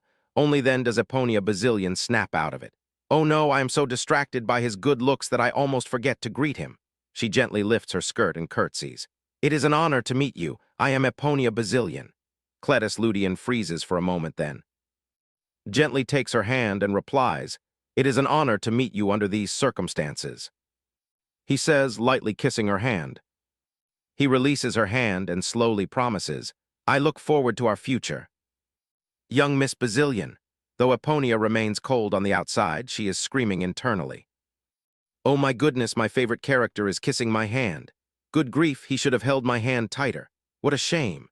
Should I just grab his hand and drag him to my room? We are husband and wife, after all, and the first night should be spent in the bridal chamber. Ah, it is broad daylight. What scandalous thoughts am I having?" Duke Bazillion has to clear his throat once again. "Ahem, the long journey must have tired you."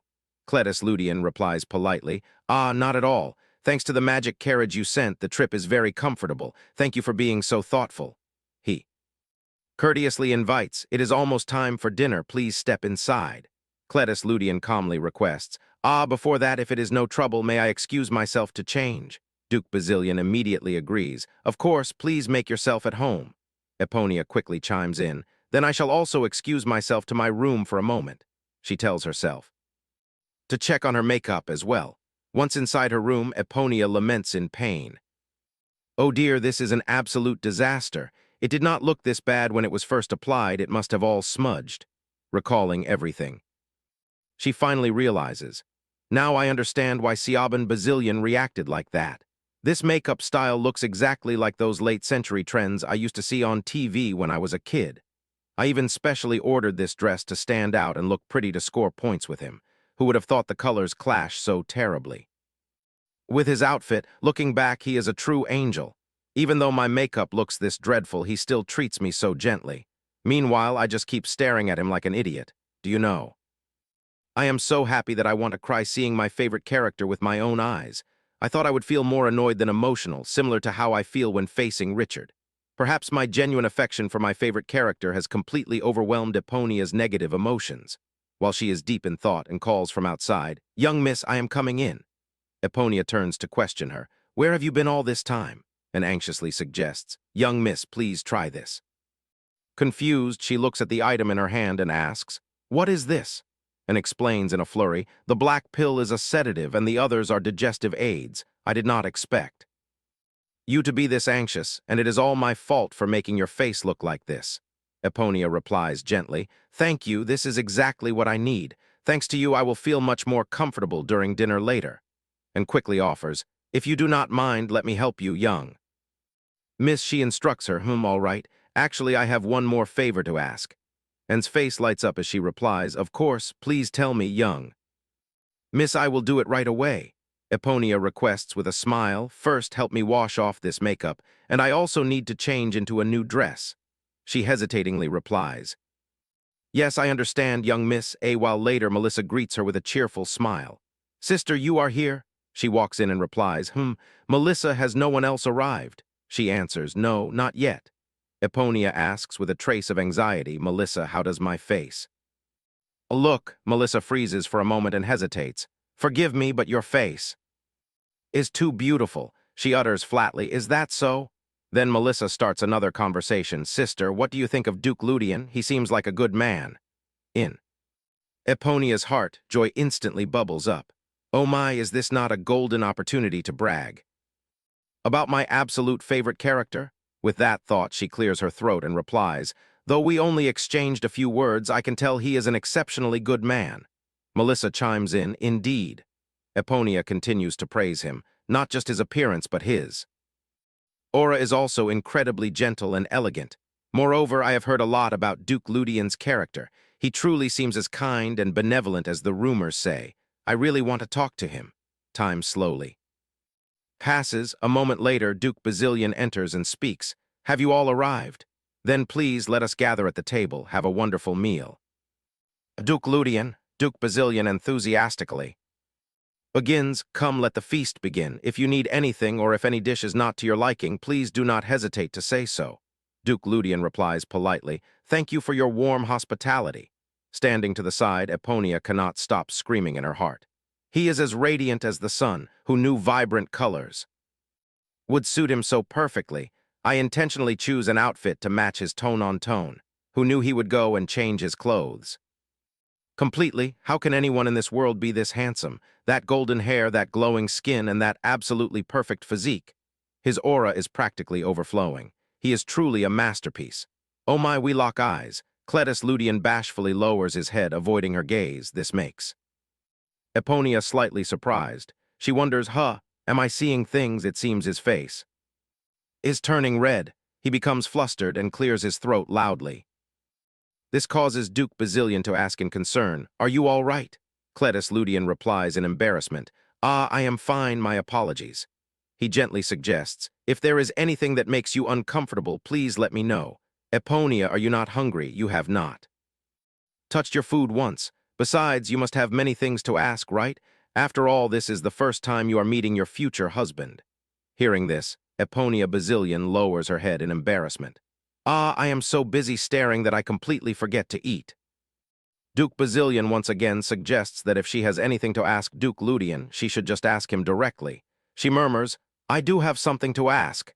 In her heart, she adds, "If possible, I want to know everything about him." He chuckles. Teasingly, "Are you shy?" Eponia thinks to herself, yes, my heart is about to jump. Right out of my chest. Right then, Siaban Bazillion speaks up. Ah, by the way, I notice you only bring your aide this time. Is there no one else traveling with? You, Cletus Ludian confirms, that is correct. Do you not already know that I have 2 young nephews? Siaban Bazillion realizes and replies, ah, indeed, they are still young. They ever left the north before? He chuckles softly and explains. Thanks to your magic carriage, we travel very quickly. However, since we are only staying in the capital for a few days, I did not bring the children along. Duke Bazillion ponders for a moment and remarks, you mentioned earlier that you will return to the north right after the wedding tomorrow. Yes, I feel that is a bit too rushed. Eponia immediately cuts in. Father, we have already finished packing our bags to leave tomorrow. Do you want us to change our plans now? He mutters sadly, but Eponia, the wedding is already so rushed and leaving immediately like this. Thus, Siaban Bazillion has to speak up to support Duke Bazillion, Duke Ludian, unless there is an urgent matter. Why do you not stay for a few more days? He adds happily. Since you are already in the capital, why not visit the Imperial Palace? I believe requesting an audience to inform His Majesty would be a wonderful idea. Eponia Bazillion's face darkens with irritation. What is wrong with this family? Then she glares at them and reminds, His Majesty is not an elder of our family. We don't necessarily have to inform him, he explains, but His Majesty has spoiled you since you were a child. Hearing this, Cletus Ludian chuckles. Oh dear, it is my fault. Because of my 2 young nephew and niece, it is difficult for me to stay in the capital for long. The Duke of Bazillion replies unhappily, I see. Siaban Bazillion clicks his tongue and inquires, I heard from the servants that your belongings in your room are not fully unpacked yet. Is there something making you uncomfortable? He quickly explains, no, not at all. It is just that we plan to stay at the Ludian mansion in the capital tonight, so I haven't unpacked everything. The Duke of Bazillion continues, now that you mention it, indeed you do have a mansion in the capital, but you haven't visited it in a long time. Won't it be too inconvenient? He reassures them. It should be fine. After all the servants at that mansion belong to the royal family. Hearing this, Eponia Bazillion is slightly surprised, thinking, the Ludian mansion, yet the servants are from the royal family. Why? Melissa suddenly turns with a sad expression and murmurs, Sister, since you are going to live in the north permanently, will we get to see each other often? The Duke of Bazillion turns and instructs, Of course you will. Eponia, you should come to the capital to visit your sister from time to time. After all, the Crown Prince is away on campaigns all year round. Siaban Bazillion also laments. Eponia has lived in the capital since childhood. Moving to such a remote and desolate place, she will surely find it strange and suffocating, so she will probably visit here often. Eponia Bazillion bows her head, smiles, and says, Not at all. That place is my home now, so I must learn to adapt. And live well there. Her response plunges the room into a deep silence. Eponia Bazillion wonders in confusion, why is everyone staring at me like that? She then has to correct herself. Ah, well, I will probably visit the capital once in a while, just occasionally, of course. Eponia Bazillion turns to look puzzled. She can understand why the others look disappointed. But why is Cletus Ludian looking at me with such surprise? Ah, in his eyes, I am someone obsessed with the Crown Prince. My answer just now must be completely unexpected for him. Calm down, my heart. Let him see it slowly. From now on, I am no longer the person I used to be. Still, his surprised expression is quite adorable. Night finally falls. Cletus Ludian politely speaks. In that case, I shall take my leave first. The Duke of Bazillion replies cheerfully. Yes, of course, travel safely. I will see you at the ceremony tomorrow. My son-in-law is truly a masterpiece. Where else can one find another man who is both so handsome and wonderful? Eponia Bazillion sighs in embarrassment and reminds him, Father, please behave yourself. Do not ruin your image like that. Cletus Ludian also blushes, gazing at her silently, and then he steps outside. Toward the carriage, Delano asks with concern, Duke, are you back? Cletus Ludian calmly replies, Yes, let us go. He continues to pry, How is dinner? I assume you are doing fine. After all, your demeanor is always so impeccable. He casually confirms that it is fine. Delano looks outside and sighs in admiration. Besides, their roads are paved entirely with marble, so dinner surely cannot be bad. I truly cannot imagine what it feels like to live in such a luxurious place. Cletus Ludian nods in agreement. Indeed.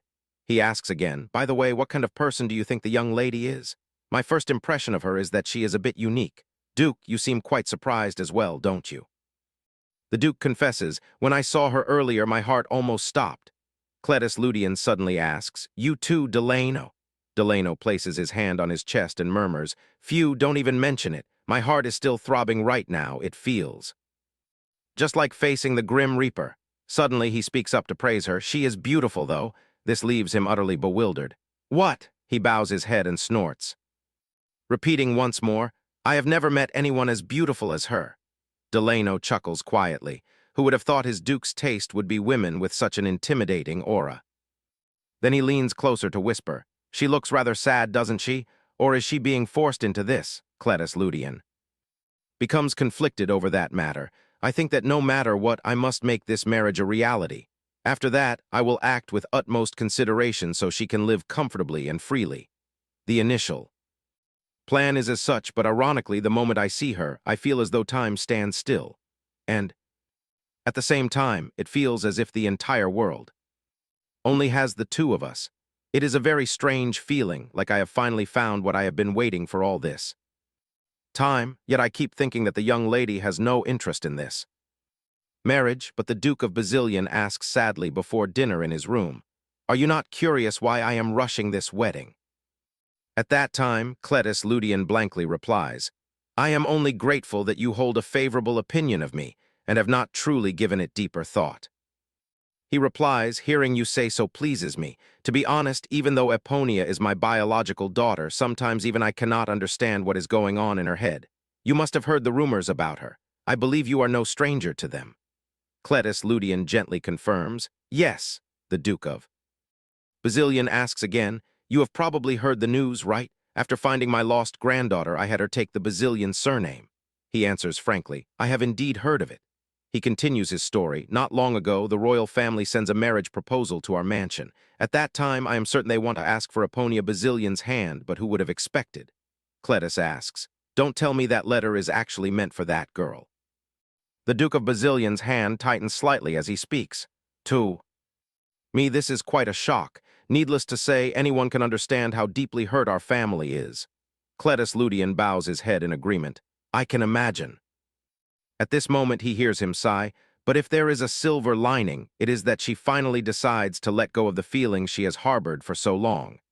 In other words, it is she who actively pushes for this marriage. It turns out things are not as I think. The Duke of Bazillion is not the one who arranged this marriage. She chooses this marriage to bury her long-standing, one-sided love.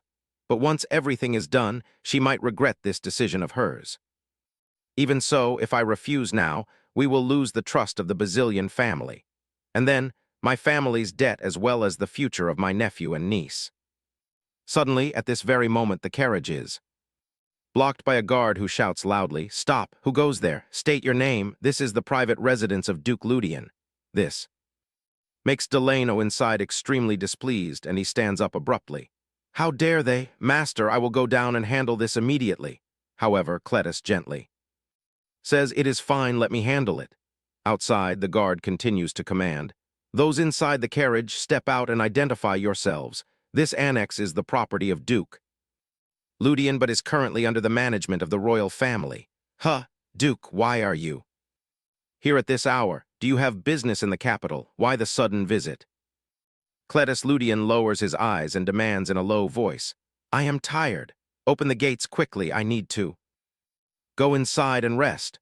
Hearing this, the guard hurries to open the gates, completely panicked. As he speaks, "I apologize, Your Grace. This mansion has been virtually abandoned for over 500 years, ever since it was gifted by the first emperor. Even though the family tried multiple times to return it to the royal family when their power began to wane, the royal family refused and insisted on covering all maintenance costs themselves.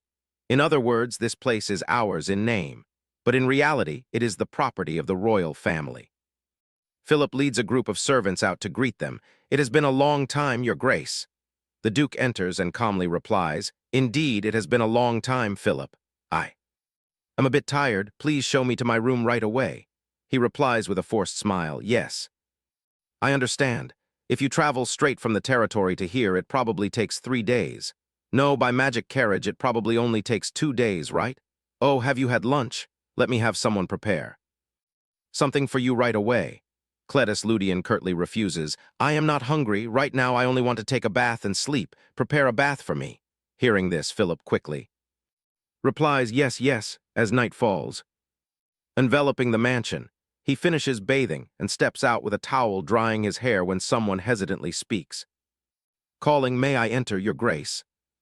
"Greetings, your grace. Is the bathwater to your liking?" "Sir, I am Rick." Cletus Ludian chuckles and praises him. "It is very pleasant, Rick. Thanks to you, I have a very comfortable bath. I have no further requests tonight, you may dismiss." He eagerly replies, "Yes, your grace. If you need anything, please call for me." Exhausted, he collapses onto the soft bed. Cletus Ludian recalls what he witnessed, thinking anxiously to himself, "From the very moment I set foot here, I vaguely sense it. This mansion is nothing more than a birdcage, built by the royal family, after finding a tracking device placed under the floor. He coldly stands up and throws it away. He mutters in irritation, "It is always crawling with servants and magic devices designed solely to monitor my every move. Even now, this is truly a dreadful place that makes one's flesh crawl. Isn't that right, brother?" The 500-year history of the Eleos Empire is built by two founding families. First is the Basilian family, possessing immense wealth. Second is the Ludian family, the birthplace of mages with terrifying power.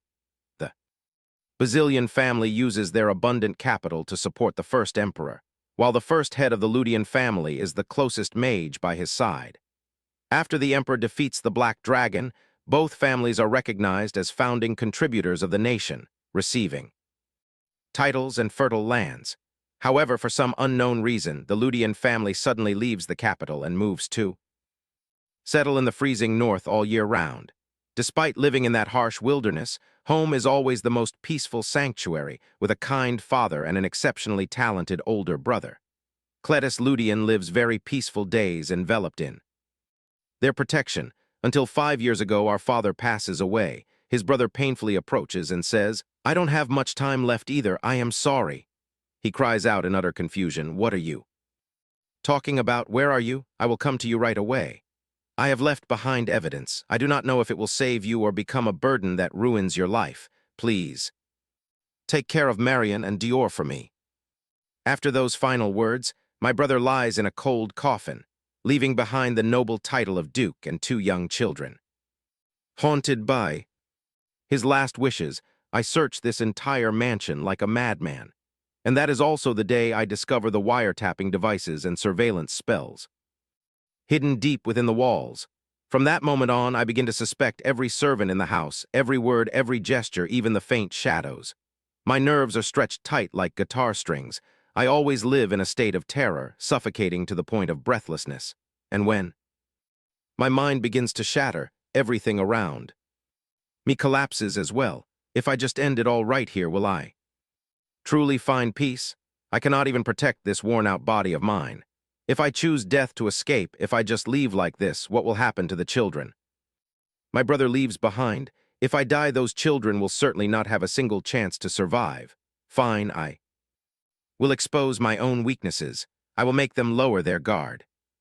From that day on, I cast aside all doubts and fight only to survive. That is why this marriage must go forward, for myself and for the honor of the Ludian family. For a powerless person like me, this is the only way to protect my family. Even though when making this choice, he is extremely careful as he helps Eponia Basilian put on her bridal gown. Cletus Ludian is also dressed in a neat suit, looking gently in her direction. He gazes painfully at Eponia's beautiful face, thinking the one who has to suffer is actually her. Finally, the long-awaited wedding day arrives. I think it will be a bright, beautiful, sunny day, just like a dream wedding. Eponia Basilian steps out and says, "Good more," before she can finish her sentence. Melissa cheers, "Good morning, sister." Eponia Basilian looks at everyone in bewilderment. "What on earth? What is with those faces?" The Duke of Basilian, pale, turns and says, "Greetings, Eponia."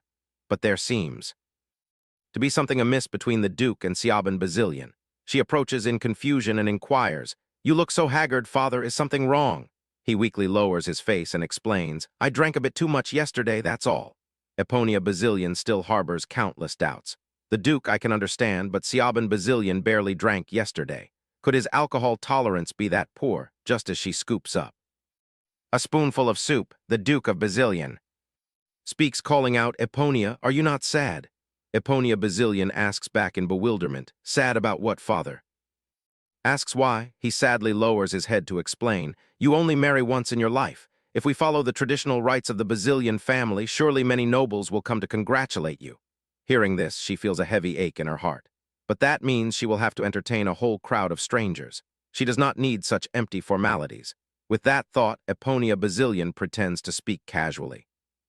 This does not seem like the right time to hold a grand wedding, but to be honest, I prefer a quiet atmosphere like this. The Duke of Basilian quickly catches her point. Of course, you never like crowded and noisy places. Actually, I am a bit worried.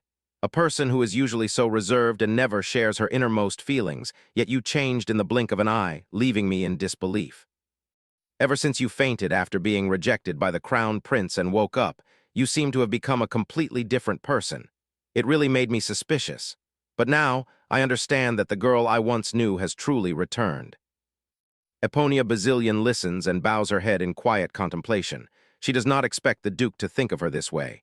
She feels a bit unfamiliar but not entirely uneasy. At this moment he continues, Ah, that is right. I heard the High Priest himself will personally preside over and bless this wedding.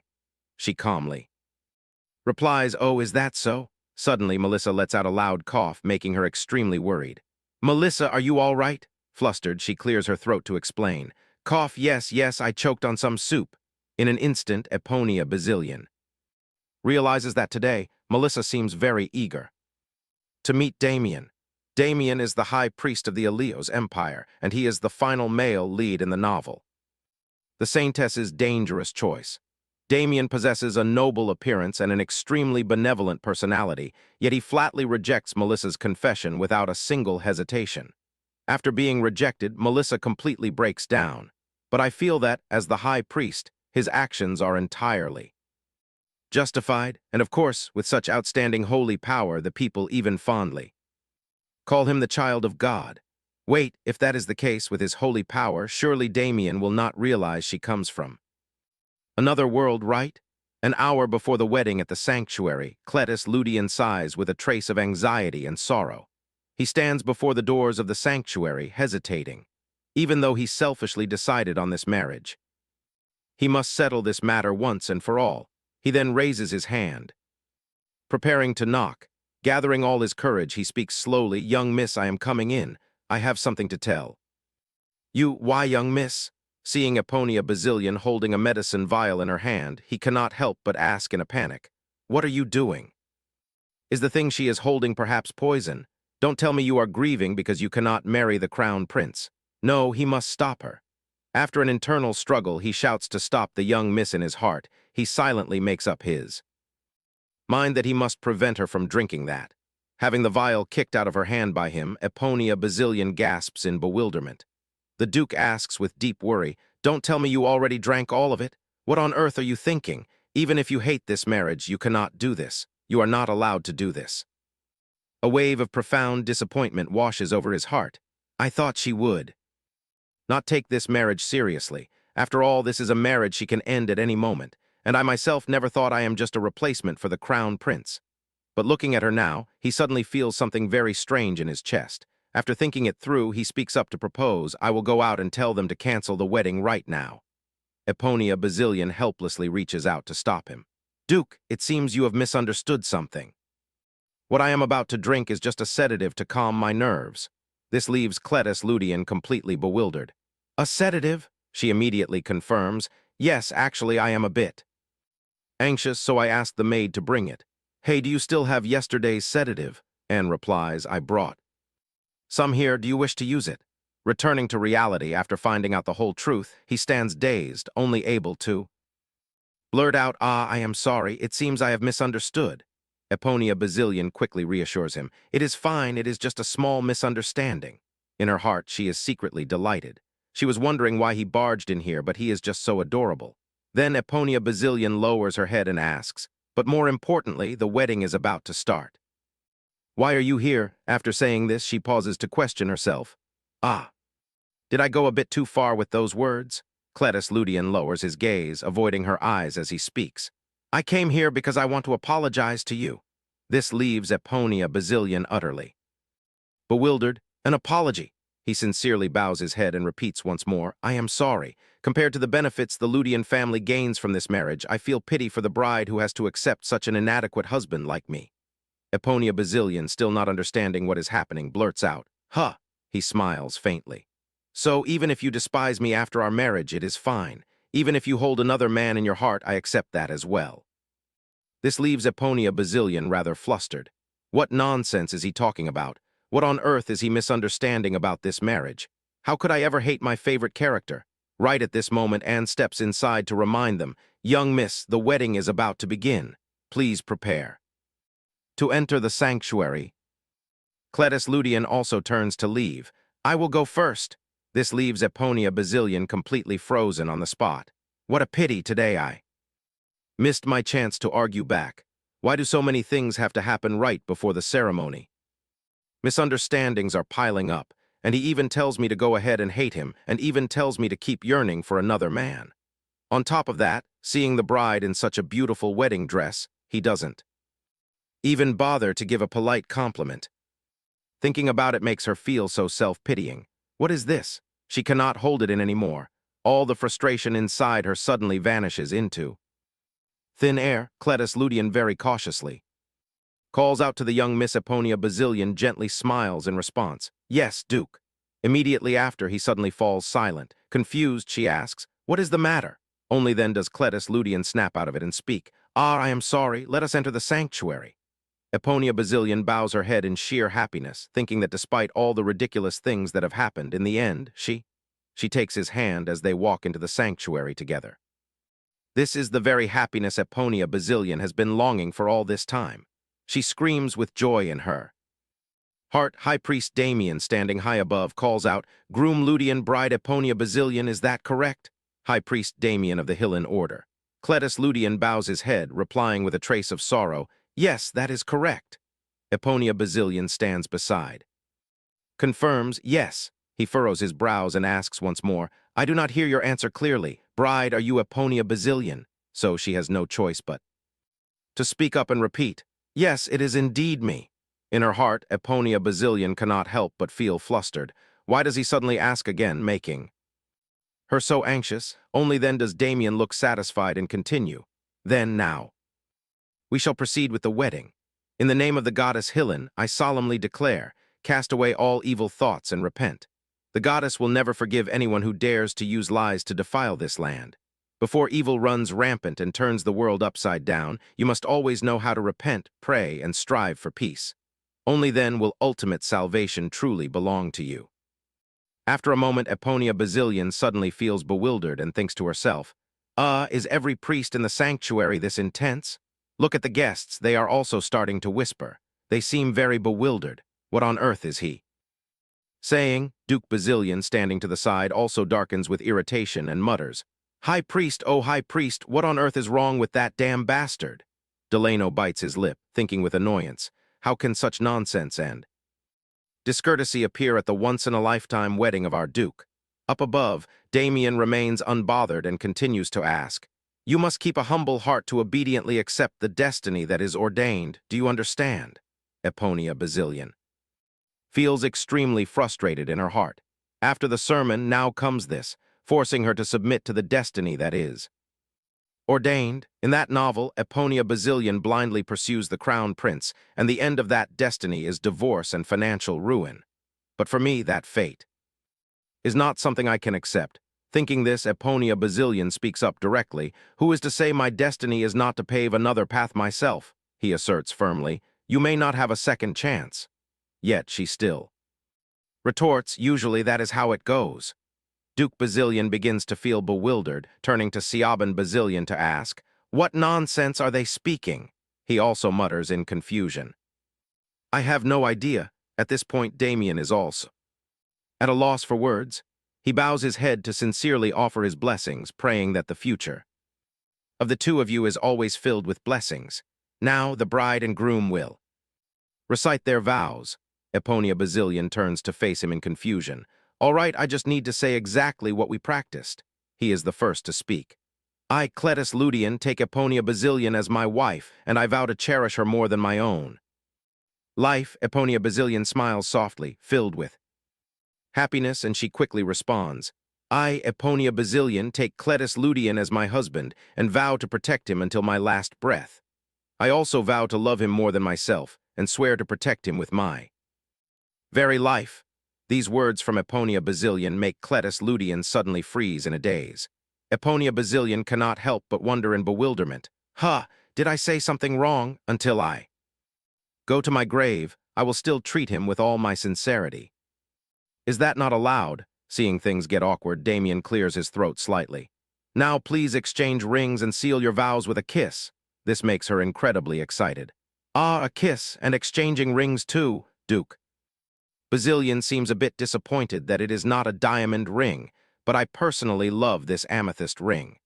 I hear this is the pair of rings the first couple of the Ludian family wore, so I treasure it even more. He slowly puts the ring on Eponia Basilian. She looks down at her hand, feeling as if she is about to burst, a couple's ring, and finally he leans in close to Eponia Basilian. He gently raises his hand, his eyes full of complex emotions. Cletus Ludian suddenly murmurs, Do not worry, I will only fake the kiss. Then he tilts his head and lifts Eponia Basilian's chin. Their faces draw close to each other. Cletus Ludian slowly releases her. This leaves Eponia Basilian feeling utterly disappointed. Do it for real. It is the part I look forward to the most. Is that all there is to the kiss? After completing the ritual, Damien reminds them and finally invites them both to sign the marriage certificate. In her heart, she still feels regretful. She wants to kiss again. A real kiss is so unfair, so I am now with my favorite character. In the solemn space, Damien's voice resonates. I declare that from this moment on, your marriage is official under the witness of the goddess Hillen. Finally, they are husband and wife. After heading out to the carriage, Duke Basilian gives worried instructions. If anything happens, contact me at any time. Even though you are married, you are still a child of the Basilian family. Eponia Basilian immediately looks up and retorts, But I am a member of the Ludian family now. I can take care of myself, so please do not worry too much, father. He sighs regretfully. Yes, now you have officially become the Duchess of the Ludian family. Even so, Eponia, you will always be my daughter. She bows her head and smiles in response. Yes, I know that well. Just then, Melissa calls out, Ah, sister, can I send you letters? Eponia Basilian replies happily, Of course, I would be very happy to receive your letters. Looking at her face overflowing with happiness, she thinks to herself, Perhaps from now on I will communicate with Melissa through letters. To be honest, I have met all 3 male leads, but none of them are normal. I am so worried about the future of Melissa. Siaban Basilian lingers and calls out to Eponia Basilian, but she turns away sharply, saying, It is time for me to go. Duke Basilian asks with lingering reluctance, Are you leaving already? She has to explain, We cannot just stand here talking forever. There are 5 carriages waiting over there. He warns her once again, As I said, if you need any help, do not hesitate to contact me immediately. Cletus Ludian speaks up to reassure him, Yes, I will keep that in mind. In Eponia Basilian's heart, things grow chaotic. It is truly strange. My aversion to Siaban Basilian does not fade at all. No, actually, I find it even more unpleasant than before. Just then, Siaban Basilian also steps forward and calls out, Wait! She turns around coldly, thinking, What now? Has he been trying to say something to me all this time? Eponia Basilian directly asks, Why do you keep stopping me? He is forced to explain, The carriage you are about to ride has not arrived yet. This causes Eponia Basilian to exclaim in bewilderment, My carriage. Siaban Basilian then explains, By the way, I hear the Mage Tower just released the newest magic carriage model. They even prioritized notifying our Basilian family, since the carriages you previously used are already moved to the Ludian residence. I think buying you a new one is not a bad idea. Eponia Basilian is dazed and wonders, Don't tell me this is a wedding gift from Siaban Basilian to me. Then she speaks up, So where is my carriage? Siaban Basilian hesitates slightly and says, Ah. The Mage Tower says they will deliver it on time. After those words, their gazes turn to the side. Looking at the approaching carriage, Siaban Basilian speaks, There it is. Eponia Basilian feels a touch of anticipation, thinking to herself, Someone is stepping out of the carriage. The tower master gets off the carriage, scratching his head awkwardly as he speaks. I tried to make it on time, but the moment she sees him, she freezes for a brief moment. Wait. Wait, could that person be? He removes his gloves, politely apologizing. It seems I have arrived a bit late. Eponia Basilian feels flustered inside. The tower master of the Mage Tower leaves Eponia Bazillion deeply astonished by what she sees. Is the person bringing Siaban Bazillion's wedding gifts to the carriage really the tower master? The tower master sheepishly speaks up, saying he intended to arrive on time, but it seems I am late after all, aren't I? Siaban Bazillion furrows his brows, speaking with a hint of irritation. I did not expect the tower master to personally deliver the items to me. He smiles casually in response. Since the Bazillion family is our VIP client and consumes the most products from our tower, that is why this time I am also curious to see how everyone rates the new product I poured my heart into. Siaban Bazillion questions him again. You traveled all this way. Just for that? The tower master suddenly puts his arm around Cletus Ludian's shoulder with a smile. Well, I just dropped by. I also want to congratulate my friend on his marriage. This leaves her utterly shocked. What, friends? A friend? The Duke of Bazillion asks. Are you two friends? He replies hesitantly, yes. We just associate and exchange with each other. He immediately feigns reproach. If you are friends, you should have come early to attend the wedding. By the way, did you bring a wedding gift? The tower master ponders for a moment and replies, I was not even invited, so how could I attend? Besides, giving a gift to you is truly a waste of money. Cletus Ludian flatly rejects him. I do not expect much either. This makes him fly into a rage. I traveled all this way, and you have the heart to say that? Eponia Bazillion stands to the side, observing. Seeing these two bickering. They must be real close friends. He speaks up again. Well, now I must go inspect the new carriage. I spent a lot of effort designing an extremely revolutionary model specifically for young Miss Bazillion, guaranteeing it is so cool that you can only stand frozen in admiration. Now, I officially unveil this masterpiece, my perfect and magnificent new carriage. Eponia Bazillion's face darkens as she gasps. What on earth is that? Her heart is completely shaken. Is this even supposed to be a carriage? The tower master still proudly smiles and asks, surprised, aren't you? Look at these seductive curves. It looks as if it is about to soar into the sky or rush forward at breakneck speed, doesn't it? She feels utterly helpless. What on earth is this? It looks no different from a rocket. Is this really meant for traveling? It looks as if it is about to launch straight into space. Wait a minute, is this guy also a transmigrator? Otherwise, who in their right mind would design a rocket-shaped carriage? He proudly introduces, I made it exactly as I saw in my dreams. Looking at it now, it is still truly magnificent. Only now does she realize that it is just coincidence. She lets out a soft sigh, and then Eponia Bazillion scolds him, fuming with rage. You were so confident, it made me think it would be something exceptionally grand. I have never seen such a bizarre carriage in my life. She calms herself down internally, thinking, oh well, today is his friend's wedding day after all. But wait, he actually brought something he saw in his dream into reality. The tower master angrily beats his chest and retorts, what? Do you have any idea how expensive it is to make that? Even if outsiders criticize it, how could you say such things, young miss? Is it really that bad? Is it really that ugly? She stammers in response. Well, not exactly, it is just that I feel a bit embarrassed to use it. He yells once again, what? I decorated it as a wedding carriage for the bride using only the finest interior. I poured so much heart and soul into it. Eponia Bazillion feels completely speechless. Why is this so exhausting? Then she turns to him and says, then, Tower Master, I have an idea. The Tower Master exclaims in confusion, what? Are you sure you are fine with that? Eponia Bazillion confirms. Once more, yes, so please just transfer the luggage to the carriage. 30 minutes later, bowing in farewell, we are leaving now. Eponia Bazillion is so happy that she wants to jump for joy. Cletus Ludian says, she said we. The Duke of Bazillion still advises with worry, have a safe journey, remember to write to me when you arrive. She obediently replies, yes, I understand. And so the wheels begin to roll. Siaban Bazillion sighs with a touch of regret. The two of them are really gone. He smiles wryly in response. They are gone. On the other side, the tower master is still boasting endlessly. Wait, did they take that worn-out carriage and leave this perfect one behind? It is indeed a bit big. Is the difference in value twice as much? It is at least 3 times. Why does the young miss say she feels embarrassed to sit in this carriage? I truly do not understand. Just then, someone shouts, Tower Master, do you know how shocked we were when we found out the VIP carriage suddenly disappeared? If you wanted to use it yourself, you should have at least let us know beforehand. He asks back in confusion, oh, didn't I tell you? The other person confirms firmly, you did not. Say a word, then why has that carriage vanished, leaving only the VIP carriage here? Is the wedding not finished yet? It is just sitting here all alone. The tower master hesitantly explains, I gave them the old carriage and took this new one. The other person asks back in utter confusion, wait, then what about the money collected from the tower last month? We loaded all that money onto the carriage you just rode off in. Hearing this, he cannot help but jump up. What? Why did you put it on that carriage? The other person cannot hold back any more and yells, but you never told us you would take that carriage. The atmosphere inside. The carriage is completely the opposite. He anxiously inquires, Duchess, are you feeling unwell? Eponia Basilian uncomfortably thinks to herself, why do I feel so achy, or is it just my imagination?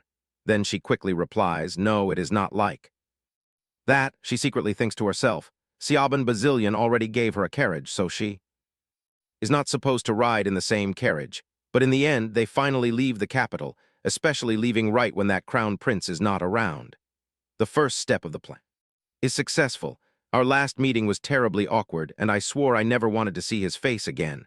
Now that I am someone's wife, there is no need for us to cross paths anymore. Oh, but are we really married? I cannot believe I actually pulled off this impossible feat, marrying the very character I am most obsessed with.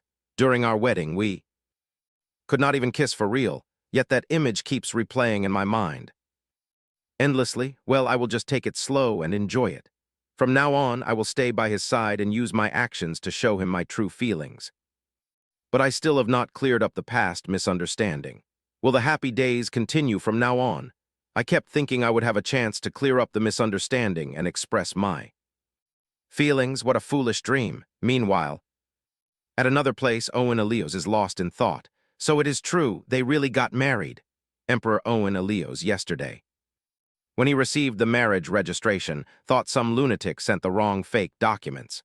The Duke of Basilian humorously replies, who would be so bold to dare play such a ridiculous trick with the young miss of the Basilian family? He bows his head and sighs. Anyway, it is indeed sudden. We have never seen the young miss associate with or plan marriage with any family before.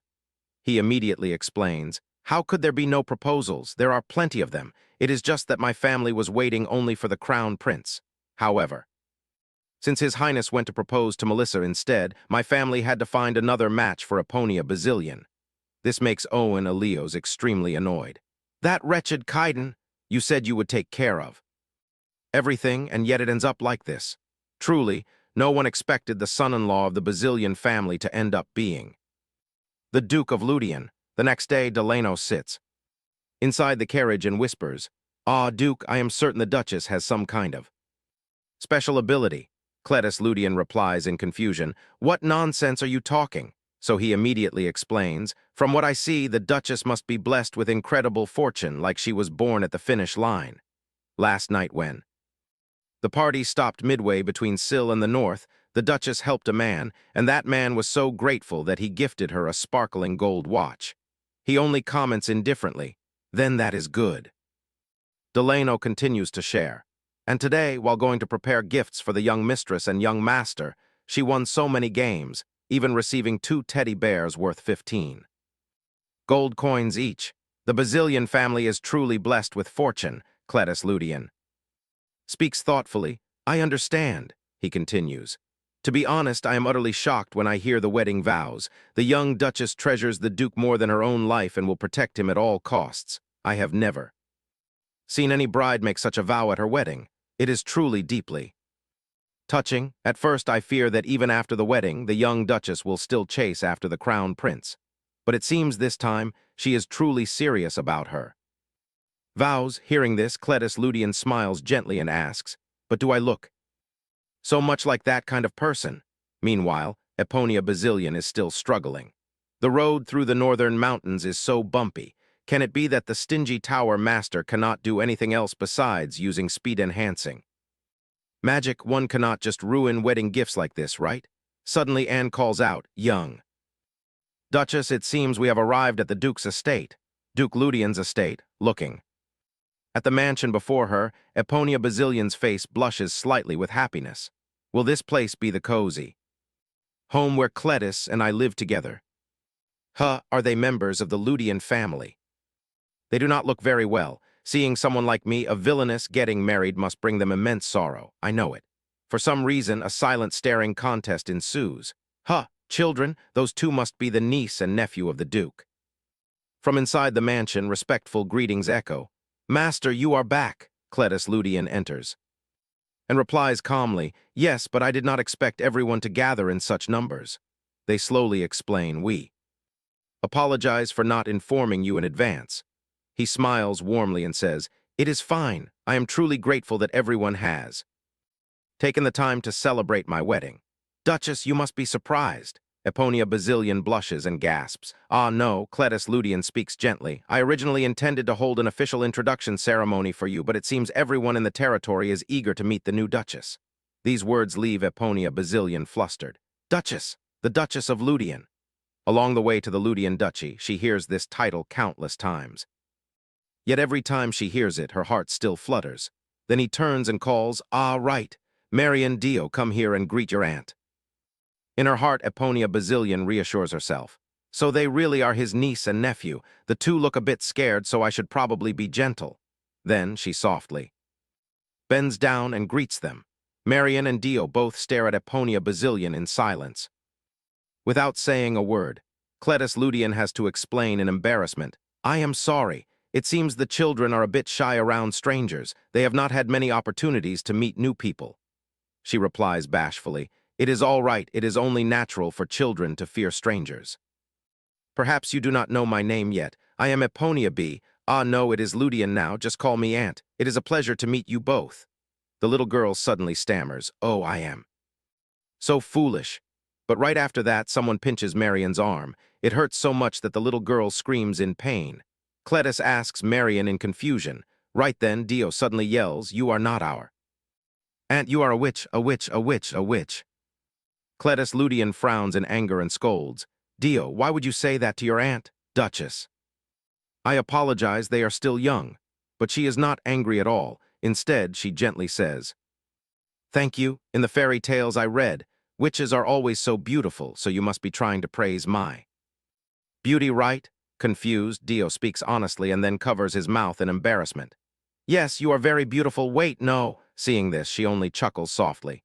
Since you praised me, let me give you a gift. I saw these treats on the way and they looked delicious, so I bought them for you too. Would you like to eat them with me? How is it delicious, right? Eponia Basilian is incredibly delighted in her heart. Truly. Children are so adorable. Then she continues to ask, do you want some more? This makes Amy Vias, who is standing behind them, feel a bit displeased. A moment later, Eponia Basilian enters her room. She ponders hesitantly. The more I think about it, the more I feel something is amiss. That scream was clearly from being pinched out of nowhere. She utters aloud, well, I am beginning to have a vague idea of what is going on here. Right then, Anne calls. Out, young Duchess, dinner is ready. It is time for you to head to the dining hall. Eponia Basilian slowly stands up and replies, all right, I understand. She reassures herself, come on, stop worrying. Perhaps if I just observe the children myself, I will figure it out. The dining hall of Duke Ludian's estate. As soon as Cletus Ludian sees her, he greets her, Duchess. That must be her seat. Looking at her designated spot, Eponia Basilian cannot help but feel puzzled. Wait, why is the seating arranged like this? Adelia steps forward and says, young Duchess, let me show you to your seat. I arranged it this way so that you will not feel awkward sitting near Lady Marian and young Master Dio. In her mind, she calculates, sitting this far away, I probably cannot even see their faces clearly. Eponia Basilian speaks up directly. I want to move my chair to the head of the table. Since we are going to live as a real family from now on, sitting close together will help us bond more quickly. This leaves the housekeeper astonished. The servants of the house also gasp in panic. She wants to get closer to them. Hearing this, Cletus Ludian smiles faintly and calls out, in that case, Duchess, come sit here. In her heart, she praises him silently. Oh my, as expected of my favorite character. How does he understand my thoughts so well? Or so she thinks, but it seems she is mistaken. Of course, sitting right at the head of the table comes with immense pressure. At this rate, she will surely get indigestion from a stomachache. Huh, that woman, ever since I arrived, she stares at me endlessly. At first, I think she is a nanny, but if that is the case, the children would not have to be so wary of her. I wonder who she is. Overcome by curiosity, Eponia directly asks, are you the nanny of the young lady and young master? What is your name? Cletus immediately introduces her. Ah, she is Lady Vyas, not a nanny. Eponia gasps in surprise. What? Amy Vyas, related to Marian and Dior, he continues to explain. She is my sister-in-law's younger sister. Both of my nibblings are under her. Care, Eponia's eyes darken as she mutters. So that is how it is. Deeply confused, she wonders, is his sister-in-law's younger sister staying at the duchy just to care for the children? But this place is not wealthy, so why does she travel such a long distance just to do that? This is very strange. After a brief thought, Eponia speaks up. Lady Vyas, do you often visit the duchy? It must be quite exhausting to care for both a nephew and a niece all on your own. By the way, do you live here permanently? Flustered, Cletus quickly explains, Of course not. I am not so thoughtless or improper as to let an unmarried lady stay in the Duke's mansion. His reaction leaves her a bit bewildered. I only asked, is that question so strange? Either way, she is standing right behind the children just now, so I must be careful.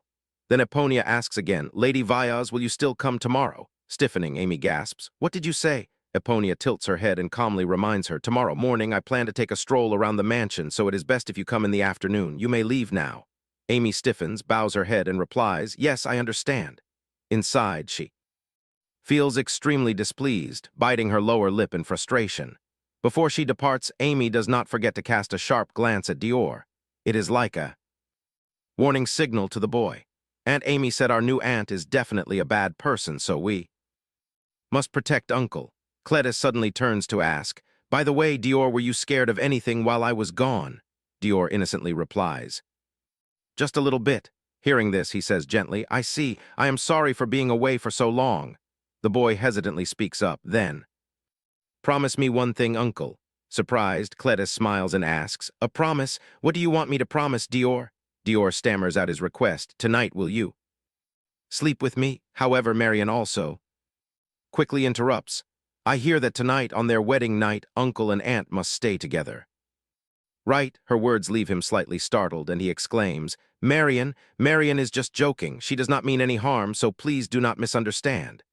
Eponia calmly replies, Well, the child is right after all. Before dinner, Dior is utterly astonished and gasps, Wow, what is all this? Marian is equally dazed. Are all of these gifts from Aunt for us? Her lips tremble slightly. Suddenly, Dior turns to ask his sister, Are you crazy? Marian quickly scolds him. I already told you. Do not listen to Aunt Amy.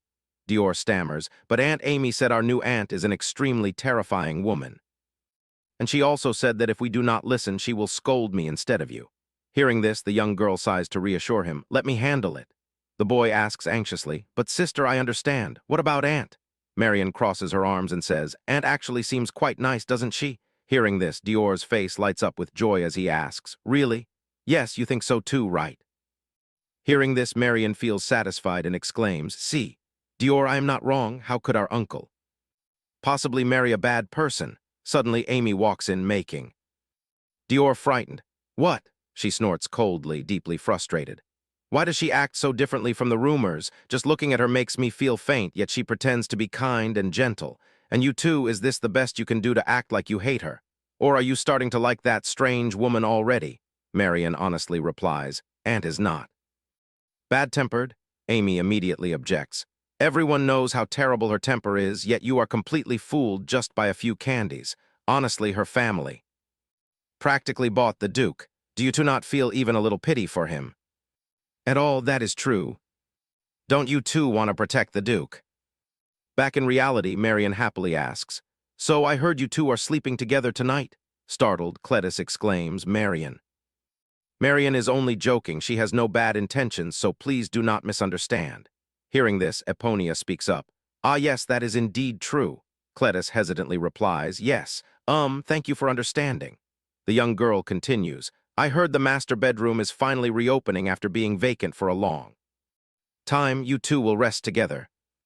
They're right. Flustered, he bows his head and replies, Yes, that is correct.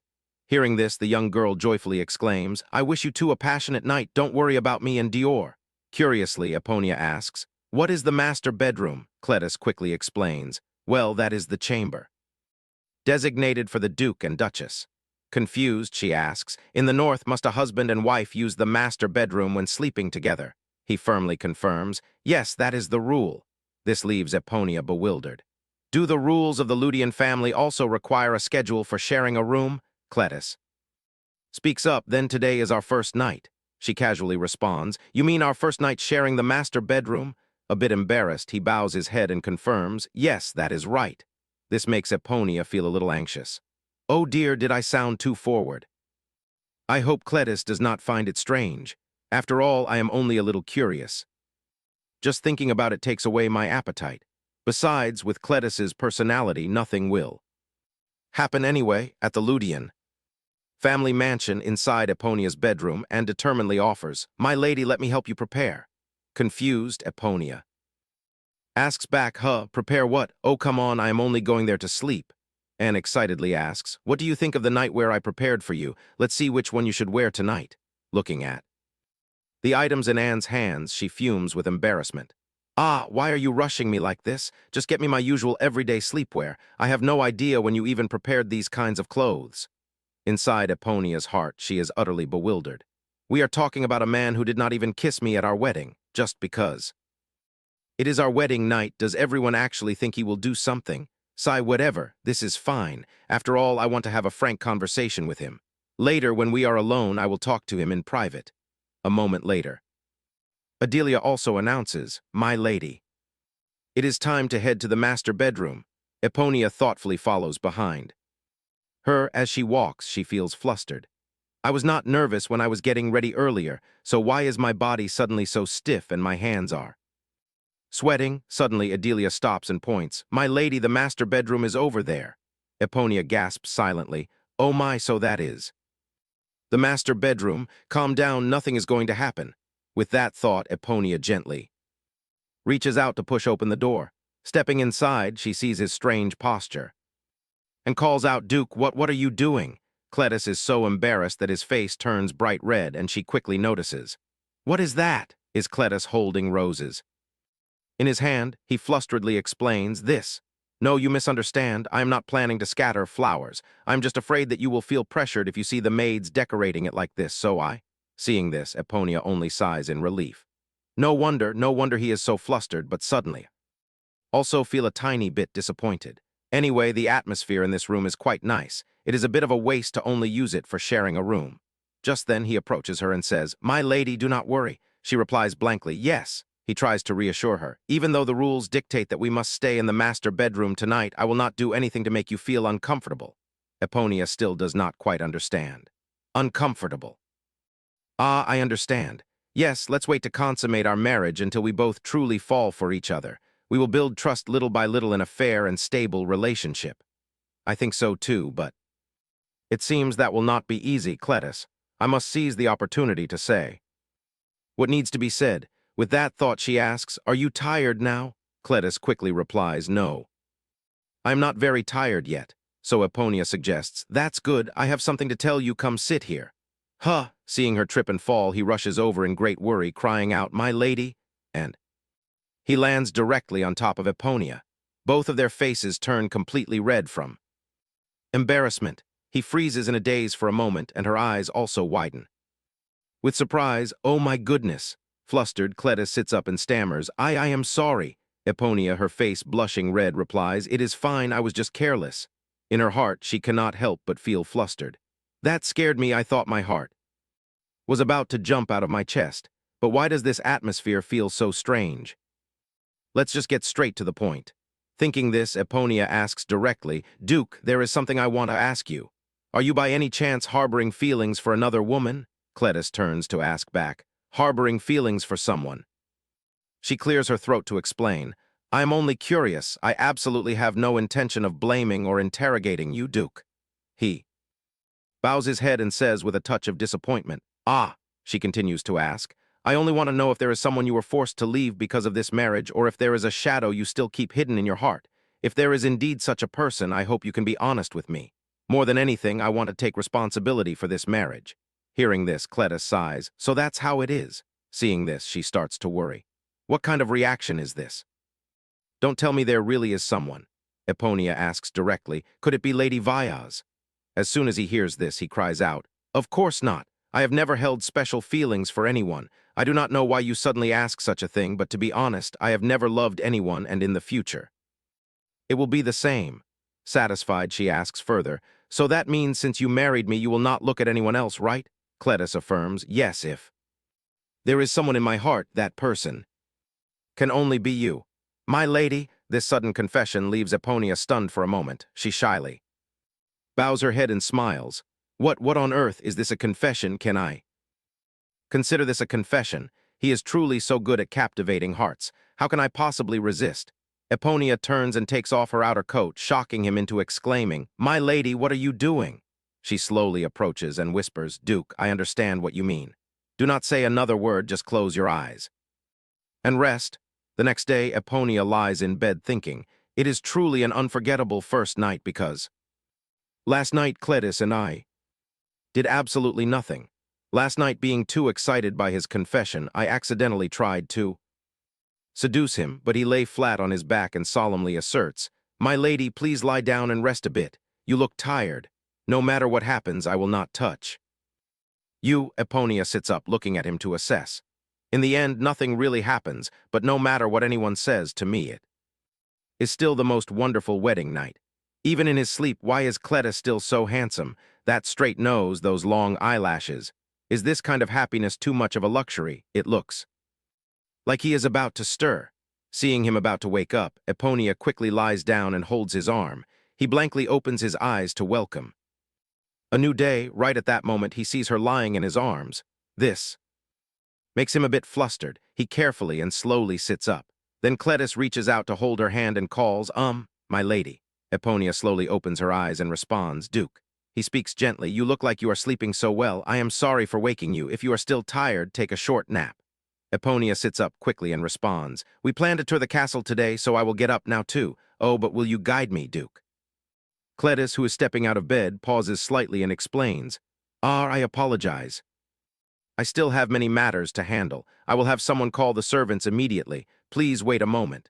Seeing him leave like this, Eponia cannot help but feel a sense of disappointment. Well, this is our first morning together. I thought we could stay a little longer. Looking at him rushing away so hastily with a flushed face, he must have something very urgent. A moment later, the butler arrives to introduce, My lady, this is the library. It is very spacious, occupying almost the entire west wing of the mansion. Eponia follows him while marveling, it is indeed vast. In her heart, she thinks to herself, with a scale like this, there will surely be information about the history of the Ludian family and its previous heads. Eponia then asks, Can I come here whenever I wish? He immediately affirms, Of course, usually Lady Marian and young Master Dior also frequent this place. Eponia bows politely in response, Thank you. She lets out a mysterious smile. So I am about to uncover the ancestral roots of them. The butler, looking a bit anxious, wrings his hands and asks if the young Duchess wants to visit the gallery of portraits of all the past heads of the Ludian family, from the first generation to the current one. Eponia immediately imagines, So I will get to see his childhood portraits too? She then exclaims, Yes, of course, but I will look at them tomorrow. She pauses and thinks to herself, If possible, I want to see them together with him. Eponia turns to ask, I am curious about this. Is my office on the same floor as the Duke's office? He gasps in bewilderment. Do you mean the room handling the young Duchess's personal affairs, my lady? She explains. Shouldn't the young Duchess of the family have account books or trivial matters to oversee? The butler's face brightens with agreement. Indeed, my lady. Until now, the master and I have carried the household duties together, but from now on, it is only fitting to hand over everything from A to Z to the young Duchess's care. Hearing this, Eponia Bazillion turns to stone. Everything from A to Z. Is he planning to dump all this work on me and just go off to enjoy himself without doing a thing? She asks gently. So where is the study? The butler points toward the distance. Just as you suspected, my lady, your study lies at the end of the hallway on the same floor as the master's bedroom. Eponia Bazillion seems slightly displeased. Tusk, that is way too far. Then she asks curiously, Now that I think about it, are these wall lamps just for decoration? I never see them lit. The butler patiently explains, They are not just for decoration, my lady. Eponia Bazillion tilts her head in confusion. Then why do we not use them? He responds, Well, you see, mana stones are incredibly expensive. With the current budget of the Duke's mansion, we cannot afford to sustain their use. She immediately deduces, the Bazillion family must have sent many mana stones along with the magic carriage, correct? The butler beams gratefully. We are still keeping those gifts safe with deep gratitude. However, we do not include gifts in the mansion's household budget. Even if we did, with our mountain of debt, using such luxurious mana stones is beyond our means. Eponia Bazillion asks with a serious face, debt. When will it be fully paid off? He hesitates. As for that, I do not know. This leaves her utterly baffled. How strange. The original novel clearly states that immediately after the wedding, the Duke's family's debt will be wiped clean instantly. Thus, Eponia Bazillion requests, bring me the list of newly acquired assets from this marriage along with the ledger. I want to check exactly how much debt remains. In her heart, she vows that she must personally examine them. A moment later, inside Cletus Ludian's study, a voice calls out, Duke, your grace. He jolts up and stammers, no, I apologize. What is the matter? Delano asks with concern, you look exhausted, did you not sleep well last night? Cletus Ludian immediately cuts him off. Delano, since you are unmarried, I understand your curiosity, but it seems you are asking too many personal questions. Delano quickly explains, Master, you know very well that I do not mean it that way. I only ask because I am worried about you. Surely the young Duchess is not causing any trouble for you. Cletus Ludian chuckles reassuringly. You do not need to worry about whether my Duchess makes things difficult for me or not. Then he suddenly remembers. The moment Eponia Bazillion is held tight in his embrace. Cletus Ludian's lips curve slightly, his face flushing crimson as he offers a shy smile. Well, actually, I suppose she does make things a little difficult for me. Cletus Ludian reflects for a moment and sighs. No, there seems to be some trouble indeed. Delano instantly cries out, I knew it. I knew it would turn out this way. I must protest immediately. Even if she is the mistress of this house, she has no right to treat the Duke in such a manner. This is absolutely unacceptable. I must go right now for the sake of the Duke. Suddenly, the butler bursts through the door to report, Master, I have something to tell you. Master, there is an honored guest visiting the Duke's mansion. Cletus Ludian asks anxiously, Delano, are you all right?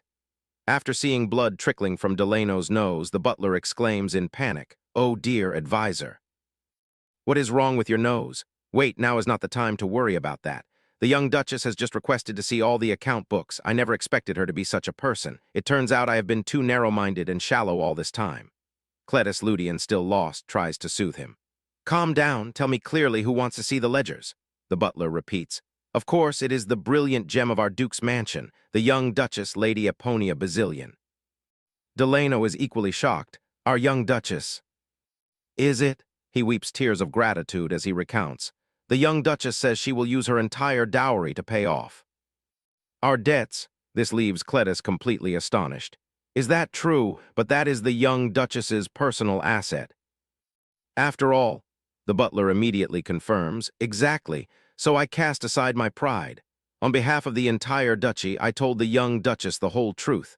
I confess that our debt far exceeds what she imagines. It is an astronomical figure, putting us on the absolute brink of bankruptcy.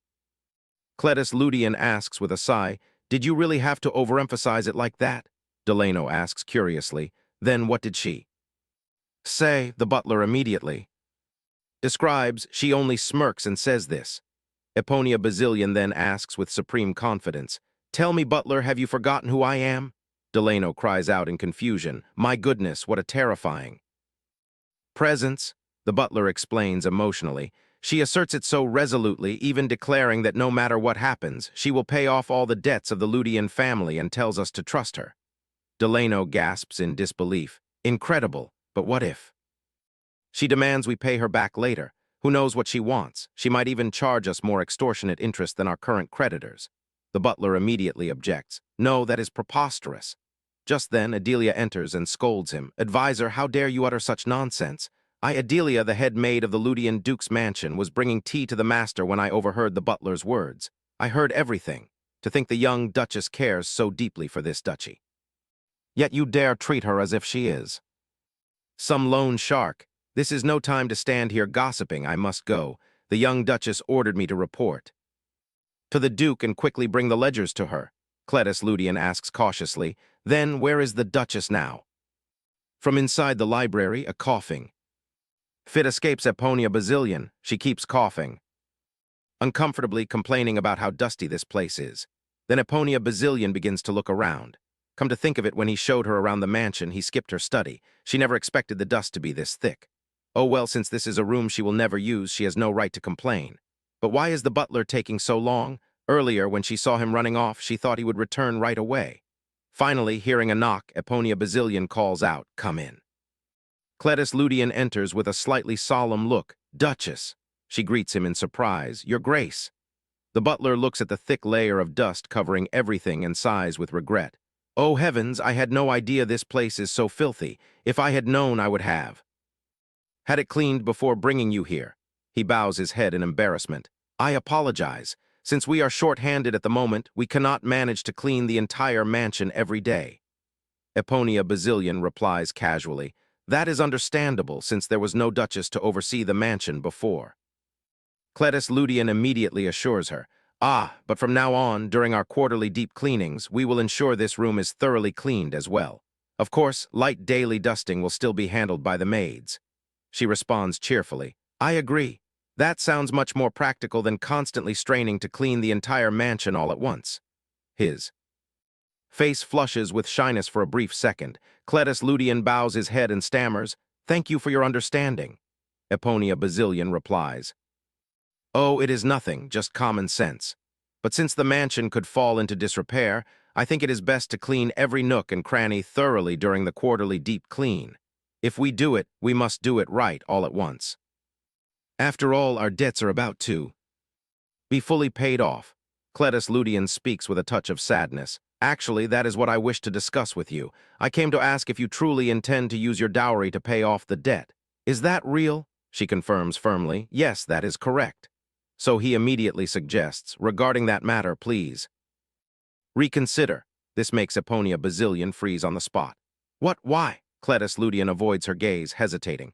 "That is hard to say." She guesses anxiously. "Is it because of my reputation? Are you worried that my paying off the debt will tarnish my family's image?" He quickly denies it. "No, it is not like that."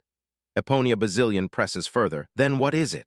Cletus Ludian sighs reluctantly. "Very well, I will tell you. It is because I feel we are making you suffer. I think you are only pushing yourself too hard for the sake of this title of Duchess." "Forcing yourself." Eponia Basilian's face immediately darkens. "Your Grace, I do not find this painful at all. Do you not think you are merely shifting this burden onto someone else?" She does not want to speak harshly to her favorite person at all. They must face reality, but his stubbornness makes her slip up. Her voice is a bit too sharp. "Oh dear, is she too harsh?" Cletus Ludian says sadly. "I understand your words. Now, how about this? Treat it as if you are lending me the money, and I will repay you in monthly installments." "Gradually?"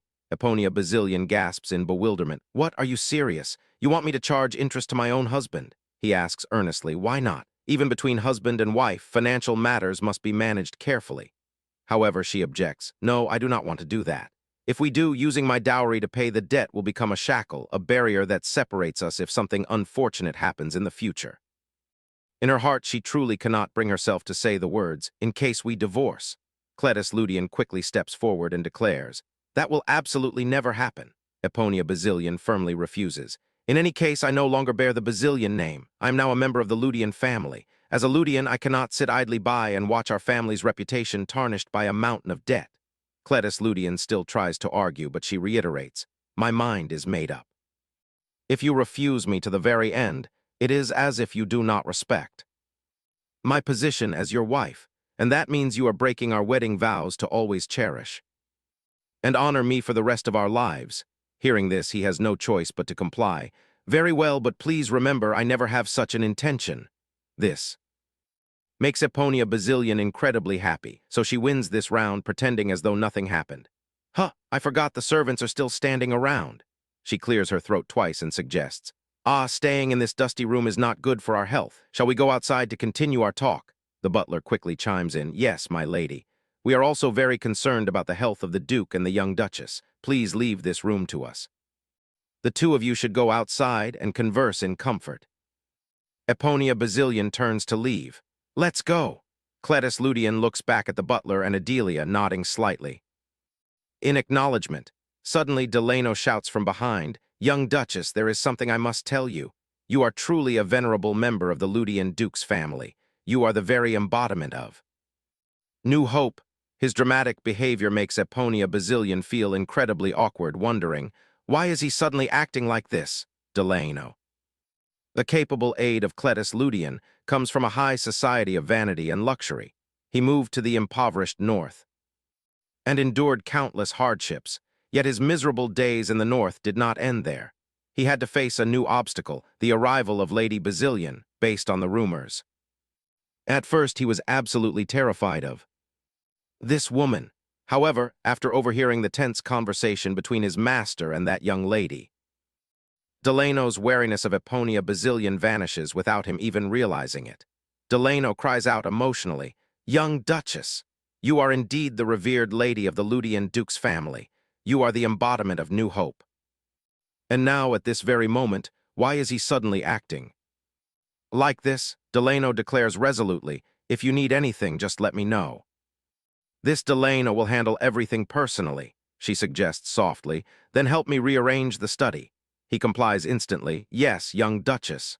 Eponia Bazillion is deeply skeptical. "Why does everyone here seem so different from what I know? Well, anyway, it is probably fine, right?" The next day, Delano watches Eponia Bazillion work and asks in astonishment, "How can that thick stack of documents be summarized onto just a single sheet of paper overnight? I truly cannot believe my eyes. Is this really how the Bazillion Duke's family manages accounts?" She explains patiently. "Well, more or less. In any case, from now on, it is best to prepare all financial reports this way. If there is anything you do not understand, just ask me." Delano replies quickly, "Yes, young Duchess." Eponia Bazillion picks up the papers to review them and plans. "First, we must prioritize paying off the debt, and only then can we plan for the territory's development." He replies hastily, "Yes, young Duchess." In his heart, Delano cannot help but wonder who spread those ridiculous rumors about the young Duchess. She is so incredibly professional. Eponia Bazillion speaks up to question him. "Are you listening to me?" He quickly assures her, "Yes, young Duchess." Her gaze drops slightly as she thinks to herself, "I am also a bit surprised that the financial situation of the Ludian family is even worse than I think, but at least there is a silver lining. At least they still have valuable mines and land. Once the debt is fully paid, they can breathe a sigh of relief. Most of my dowry is easily liquidated. The issue is that this debt is much larger than anticipated, so it is best to pay it off as soon as possible." Thinking of this, she suggests that the priority is how to liquidate this dowry quickly and efficiently. Delano responds hesitantly, "Yes, but I am not yet sure what we should do." So Eponia speaks up, "Just let my maid handle the liquidation of the belongings." He asks back in surprise, "Your maid, young madame?" She replies briefly, "Yes." In Eponia's heart, she has her own assessment. Anne is very resourceful, finding all sorts of sources to buy things, so she surely knows how to sell them as well. Then she gasps in slight surprise. "Oh, but—" Eponia realizes in confusion. "Ah, right, Anne is not here, the traces of Anne, who was just here." She very seriously tells the young madame, "I am going to tidy up your bedroom for a bit, so please excuse my brief absence. I apologize if I disturb you." She thinks in bewilderment. What kind of cleaning takes a full 2 days? Then Eponia calls out, "But really, there is no need to worry too much about selling things." "Too much?" Delano replies happily. "Yes, I understand. Actually, if possible, I would like to assist and learn from you. May I have the opportunity to do so?" Eponia gasps in slight surprise. "Of course you can, go ahead." Moved to tears, he exclaims, "Thank you so much, young madame. Truly, how can there be someone as wonderful as you in this world?" Hearing a knock on the door, Eponia says, "Come in." Seeing her incredibly happy, he thinks in his heart, "You are indeed the greatest blessing of my life." Eponia stands up and inquires, "Did you enjoy your meal?" He quickly replies, "Yes, it is delicious. I apologize for leaving you to eat alone." She denies it. "No, I told you earlier. I just want to work and eat separately. Honestly, when I am in the middle of work, eating feels like doing homework. It is so tedious." Hearing this, Cletus Ludian advises, "That habit is not good for your health. Do not skip meals next time." Eponia raises her head in surprise and gasps, "Ah, yes, I understand." Deep in her heart, she feels incredibly happy. Oh no, even when he is so serious, he still looks so sweet. Still looks too sweet. He looks down at her desk and asks, "Are you finished with your work?" Eponia quickly reports, "Yes. If the liquidation of assets goes according to plan, I think we can pay off the entire debt before the interest period next month." Cletus Ludian suddenly remembers and exclaims, "Ah, the head maid says she has prepared enough ingredients for your favorite dessert. Just give the head chef a word and they will make it right away." Eponia's heart fills with joy. A dessert. Eh? Dessert, should I call the children over to eat together? They will both squeal in pure happiness. Thank you, Auntie. This is delicious. Thinking this, Eponia feels a wave of happiness in her heart. I am so busy these days that I have no time to see the children. I really want to see Marian. And Dio eagerly eating sweets. They must be so adorable, so she departs right away. Let me go speak with the head maid. Cletus Ludian replies in confusion, but you are busy, I can go tell her myself. She insists, oh, it is fine, I want to go myself. He quickly agrees, if so, then I understand. Eponia feels incredibly flustered inside. Goodness, I cannot just say that I want to have a delightful tea party with the children, can I? But most importantly, she suggests, by the way, Duke, I think you should get some rest. You stayed up all night checking the ledgers, looking. At you, you look so exhausted. Cletus Ludian responds, his ears flushing red with embarrassment. Ah, yes. Eponia steals a glance at him and secretly makes up her mind. I can handle the fatigue, but there is no way I will let the person I like collapse from exhaustion. Absolutely. Not, then she turns to leave. Well, then I am off. Left all alone, he blushes.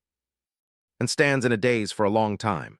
At the same time, someone else elsewhere exclaims, now that she has finished reviewing the ledgers, she must know what she is facing. No wonder she is nowhere to be seen tonight. She is probably pale with fear. She secretly calculates in her mind, even if she manages to reorganize those ledgers, how much can a young lady like her actually pay?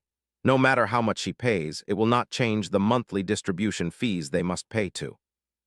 The Vyas family. My father is truly stingy. I do not know what kind of pathetic agreement that is, only reducing a tiny fraction of the fees. He should have wiped out the entire debt in exchange for arranging a marriage. Between me and him, but wait, did those two actually consummate their marriage? If not, why did last night pass? So quietly, or is she and the Duke? Not close, she exclaims gleefully. If that is true, then probably in less than a month, no, probably in just a week, she will wail that she cannot go on living and pack her bags to run away. Hearing this, Dio's hand freezes. Did Auntie leave? Is it because of what I said? It is not that I think she is a bad person, but... Then Amy Vyas questions, by the way, where did all the toys in this room go? Marian quickly answers, the maids put them away because we do not play with them anymore. This displeases her. What? Why do you say you do not play with them anymore? You should have at least asked me before throwing them away. I was planning to use them to pass the time. Wait, hold on. What are you two hiding over there? Dio cries out in panic. That, upon seeing the toy hidden beneath the cloth, Amy Vyas demands, a teddy bear. Where did you get it? Goodness, are the eyes of this teddy bear made of real emeralds? I wonder how much a doll like this is worth. Stepping in from behind, Eponia helpfully answers, 15 gold coins. She shrieks in shock. What, 15 gold coins? What kind of toy? Is priced at 15 gold coins. After a moment, Amy Vyas finally realizes who she is speaking to and screams. Eponia sighs in annoyance. Goodness. Why are you screaming so loudly? It is just a 15 gold coin doll. What is there to be so shocked about? Eponia's eyes cast down slightly as she observes the two children. Looking at their smiling faces, she notes, the moment I appeared, the children seem much more relieved. It turns out the two of them are afraid of Amy Vyas. Thus, she turns to deliver a warning. Words cost nothing, but they reflect the true character of the speaker. I hope Lady Vyas watches her mouth in front of the children. Flustered, she hands back the teddy bear and opens her mouth. I am sorry. Not caring much, Eponia turns to call out Dio. I'm very happy to see that you like the teddy bear I gave you. There are many thick-skinned people in this world who only wait to snatch away others' belongings, so make sure to keep it safe. Dio utters blankly. Yes, Auntie, she asks. Curiously, by the way, why do I not see the other gifts I gave you too?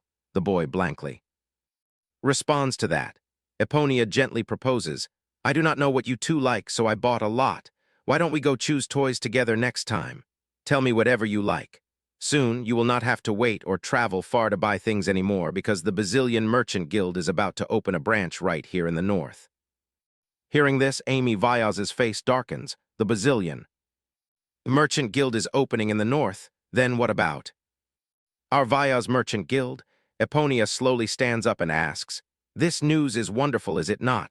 Now, even in this remote northern region, purchasing goods will Become swift. Flustered, she turns to leave.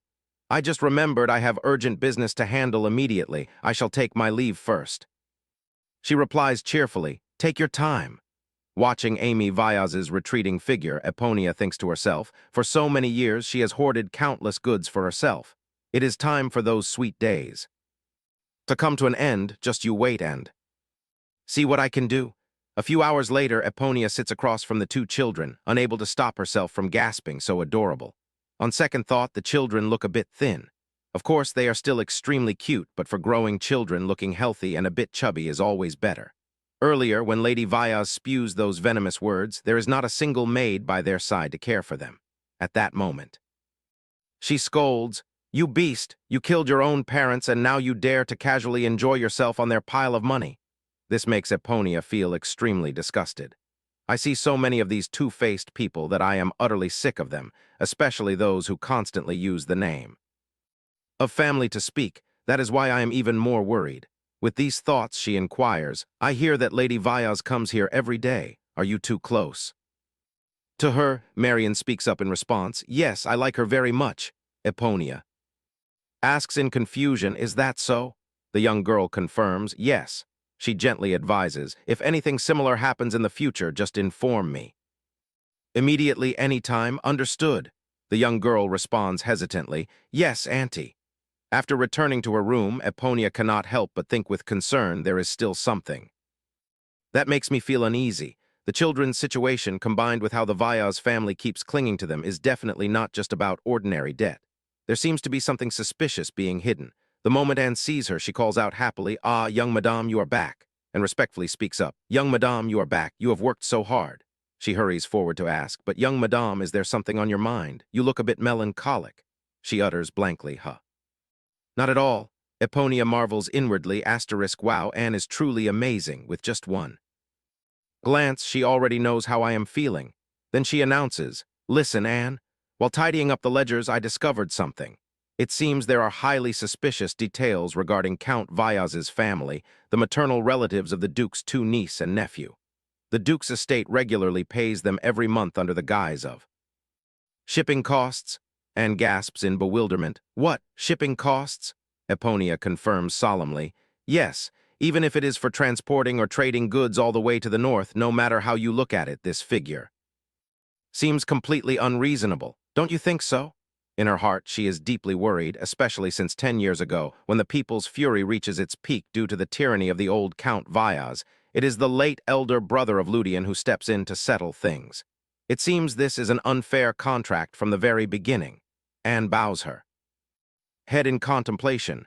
Since the young madame says so, there is definitely an issue. It is true that the old Count Vyaz has been supplying necessities to the north for a long time, but his trading company has never shown any improvement.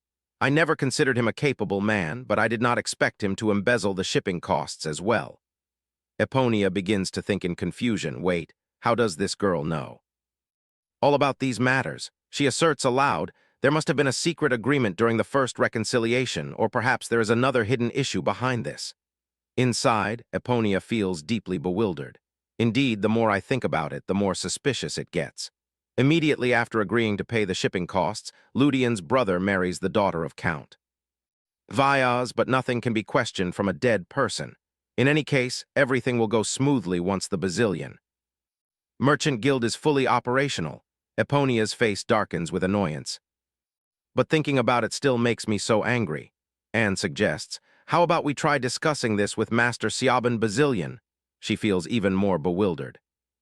Why bring up Siaban all of a sudden? She hesitates to speak. Of course, I know you do not like asking him for favors, but he works at the Ministry of Finance and even controls the audit department.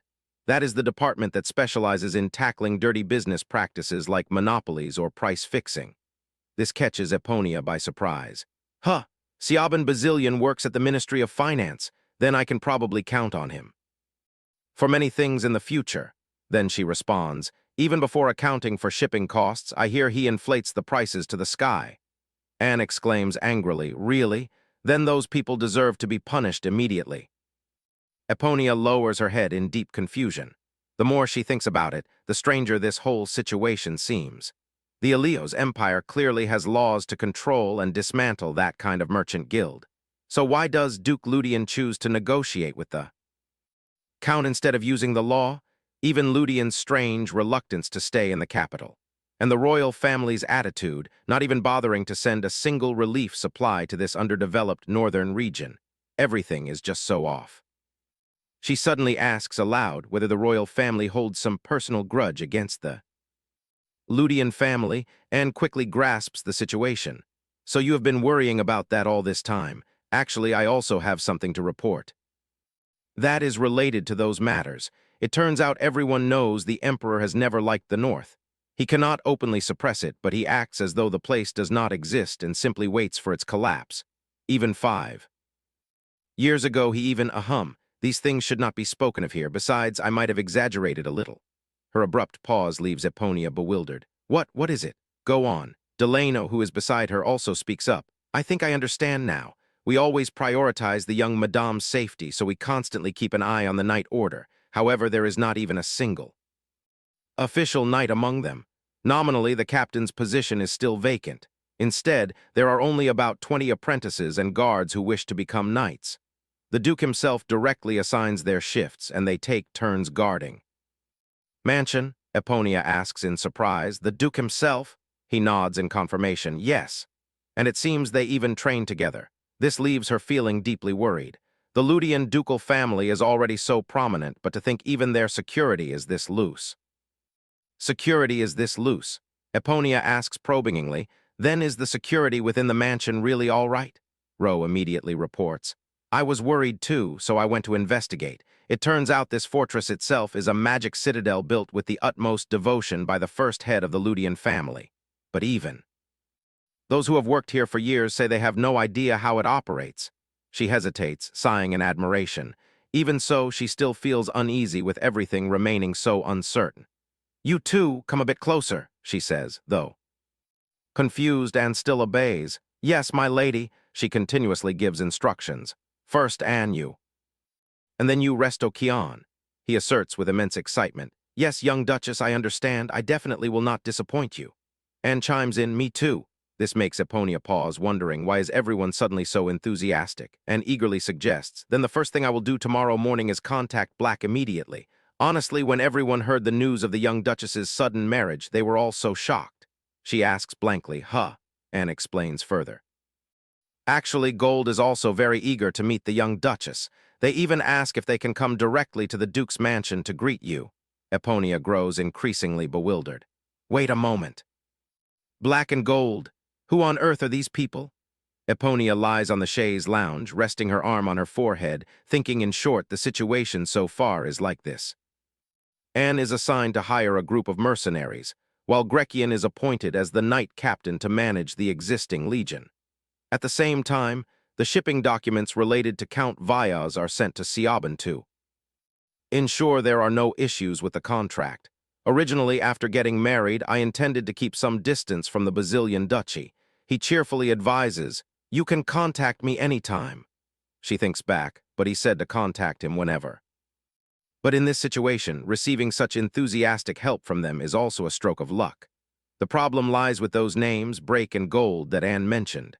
Far from angry, Anne explains in sheer flustered embarrassment. Gold? Ah, yes, from now on I will only contact those from Break. Only, returning to reality, Eponia wearily speculates, but who on earth is Break referring to? This is not good, I should go soak in some warm water. Anne speaks as she prepares the bath. I will report to the young Duchess once I am finished. You should rest a bit more, my lady. Eponia steps in and replies, I thought everything was already finished. Then she glances down at the bathtub, thinking, come to think of it, Anne has been busying herself cleaning this bedroom for 2 whole days. Eponia voices her appreciation. Anne, you have worked so hard. Thank you for preparing the wardrobe. Wiping away a bead of sweat, she asks, does the young Duchess wish to inspect it yourself? Eponia gasps in surprise. Yes, of course. She hesitates inwardly. Do I really need to inspect it myself? She must have done a wonderful job. Anne leads the way, saying, this way, young Duchess. Following her, Eponia cannot help but ask in confusion, this way, but there is only a clock here. Anne explains as she demonstrates, turning the clock hands counterclockwise 3 times, then knocking twice on the wardrobe right next to it. A door swings open, making Eponia utterly astonished. "What is this?" Anne leads the way inside. "Young Duchess, please. Step inside." The moment she steps in, she sees flowing, elegant gowns. Eponia thinks in sheer amazement, "Did you literally move my entire dressing room from the Bazillion mansion over here? This is truly unbelievable." Seeing her silence, Anne asks anxiously, "Young Duchess, does this displease you?" Eponia reflects silently, but is having a secret room right inside the Ludian ducal mansion like this really all right? But seeing how naturally everything fell into place, it is clear that Eponia has ordered Anne to do this. Turning around in embarrassment, she replies, "It is not quite." Good. Right after that, Eponia's gaze catches on something and she pauses. Looking at the cloth pouch before her, she cannot hide her surprise. Isn't this the exact same style as the pouch I gave to Richard, and also mentioned black earlier? Everything keeps reminding me of Richard. Then she slowly opens the pouch to inspect it.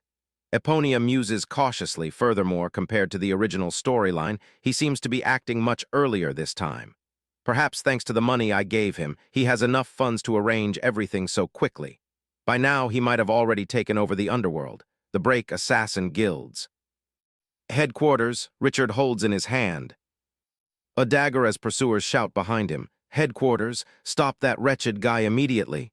He spins around and fiercely slashes down with his blade. Watching from above, someone marvels he does not even bother using the weapons he just snatched. Aside from a few bruises, he has no serious injuries, even though we prepared thoroughly following the commander's warning to think we are defeated so easily. He is truly a formidable brawler. Ah, the commander probably wants us to be more vigilant, which is why he did this. I must reflect on this. The door behind him is slowly pushed open. Richard nonchalantly steps inside without a single shred of emotion. Turning to him, the man asks, "Are you Lord Richard?" He nods, "Yes." Instantly, the man drops to his knees, saying, "The commander previously instructed that if Lord Richard arrives, we must serve him as our new master." Richard quickly inquires, "If you say commander, does that mean that person is the owner?" He confirms, "Yes, that is correct." His eyes flash with a gleam of delight. "So now I finally get to meet the master." Returning to the mansion, Eponia suddenly opens her eyes. Clutching her head in exhaustion, she thinks, "I kept dreaming about strange things last night. Perhaps it is because I have been thinking about Richard so much lately. I wonder if that is why. At first I did not pay much attention, but now that I think about it, the name break that Anne mentioned seems to be the very name of the assassin guild that Richard leads in the original work, right? It must be a coincidence." From outside comes Anne's knock. "Pardon me, may I come?" "In, Duchess, I have something to report. Early this morning, Brake was attacked, and the one who defeated Brake has become their new master." Rel asks in bewilderment, "Attacked? Who did it?" She turns and cautions him, "Lower your voice. That is not someone you can speak of so casually." He replies, "But if he is the new master, does that mean the Brake organization has already fallen into his hands? Can such a thing even happen?" Anne chuckles. "They were already loyal to the young Duchess even before he appeared. The plan moved so quickly. But this is also something the young Duchess has prepared for a long time." Hearing this, Eponia is utterly shocked. "Something I prepared for a long time ago?" Ro asks warmly, "Of course, so you had planned everything all along." She still feels anxious, as if she has accidentally opened a Pandora's box that should never be touched. "I only want to live a peaceful life. Unless there is absolutely no other choice, I will never actively open that Pandora's box. I once swore to myself. Like this, I must calm down. The children said they often visit the library to read. Should I mention that to him? The clock is placed in such a bizarre position. Does anyone normally put a clock right in the middle of bookshelves like this? Don't tell me." She gently turns one of the clock hands. Eponia smiles softly, filled with surprise. "As expected, then. What on earth is this?" Looking at the vast space inside, Eponia is completely stunned. "I heard the Ludian Duchy is a magic fortress, but I never expected to suddenly discover a secret space like this. It looks rather terrifying, but how can I not investigate it? Further, I must go down now. I wonder what lies beneath. There, gold, diamonds, or an invaluable treasure. Even so, it might just be a normal secret passage." Eponia looks around and remarks, "It does not look like there are any treasure chests here. It seems to be just a secret passage." Actually, historically, castles and noble mansions always have secret escape tunnels. Her gaze falls upon an unusual door and she speculates, asterisk, it seems to be just a secret passage, but is it all right to just open it randomly like this? Despite her thoughts, Eponia slowly reaches out her hand. Suddenly, she hears Amy's harsh voice from nearby. They say bloodlines cannot be hidden. You are showing clearly that you were born from the womb of a despicable fraud. You should have repeated exactly what I told the Duke. From the very beginning. If you had, that woman would have never become the Duchess, and the Bazillion Trading Company would not have opened a branch in this duchy. Even right now. Tell them that you do not want Bazillion merchants entering the north, or at least they must continue to pay the monthly trade fees without fail. That is what your late father promised. A wave of memories floods the young girl's mind. That day, Eponia gently advised Marion, if anything like this happens again, tell me any time. Understood? The girl happily replied, yes, Auntie. No, Marion's resistance leaves Amy astonished.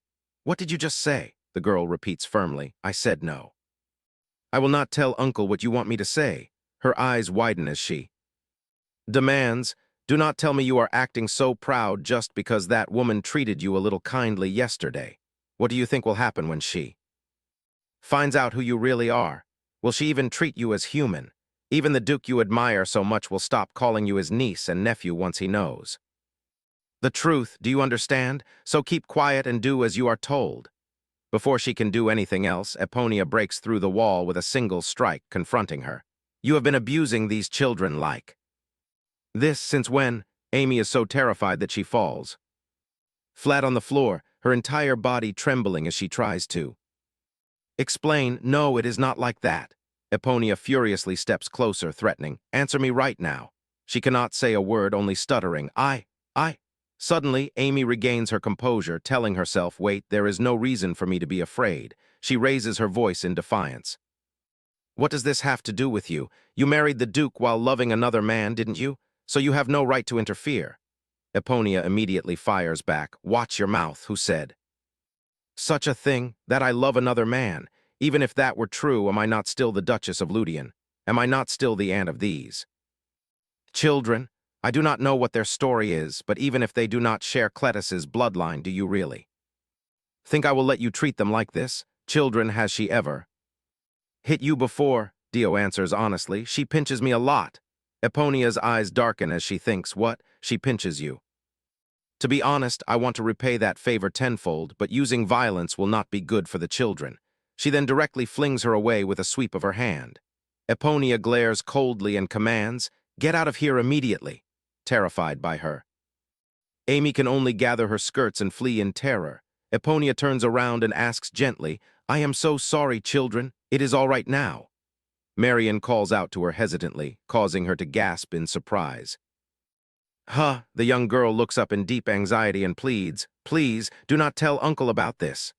Dio also sobs, begging her to keep it a secret. Eponia bends down to face the two children and says, I want to hear the whole story before deciding anything. Marion begins, it is just that our mother was not a member of the Vyaz family. She was not Count Vyaz's niece, but merely a commoner. Hearing this, she sighs, I understand. Eponia reflects deeply, if I think about it, the responsibility for all of this lies with Cletus's older brother, who stubbornly insisted on marrying a commoner despite knowing full well she had no blood relation. To Count Vyaz. To protect his wife's secret, he accepted the Count's demands, placing a financial burden on both his family and the duchy. To bear, fearfully bowing her head, Marion mumbles, Auntie, then? Can we not call you Auntie anymore? Eponia immediately reassures her. What are you saying? Of course I am your aunt, so you must keep calling me that. The girl is still bewildered, but you already heard everything. Eponia does not wait for Marion to finish, cutting her off directly. But isn't that actually a good thing? Not understanding, the girl gasps blankly, Eponia smiles gently and explains, I mean, isn't it? At least you do not share the bloodline of those detestable people who use threats like that. Only then does Marion understand. But even so, we are still not nobles. Eponia asserts immediately, who says you are not nobles? You were born from a legal marriage and have been officially registered. In the Ludian ducal family, who dares to deny that? The girl cries out, sobbing, but we are a burden to Uncle. This leaves Eponia utterly shocked. What on earth are we Talking about, she asks softly, do you really think so? If so, I will be very disappointed. Dio's tears well up as he confesses, I have tried so hard not to disappoint him. We never said we wanted Amy to be our aunt.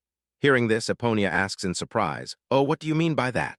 The boy explains in detail. Even when Amy screams and gets angry, we do not tell anyone. Even when she says we cannot eat with Uncle or go out with him, we still keep quiet. Marion gently nudges him, warning, silly boy, keep quiet.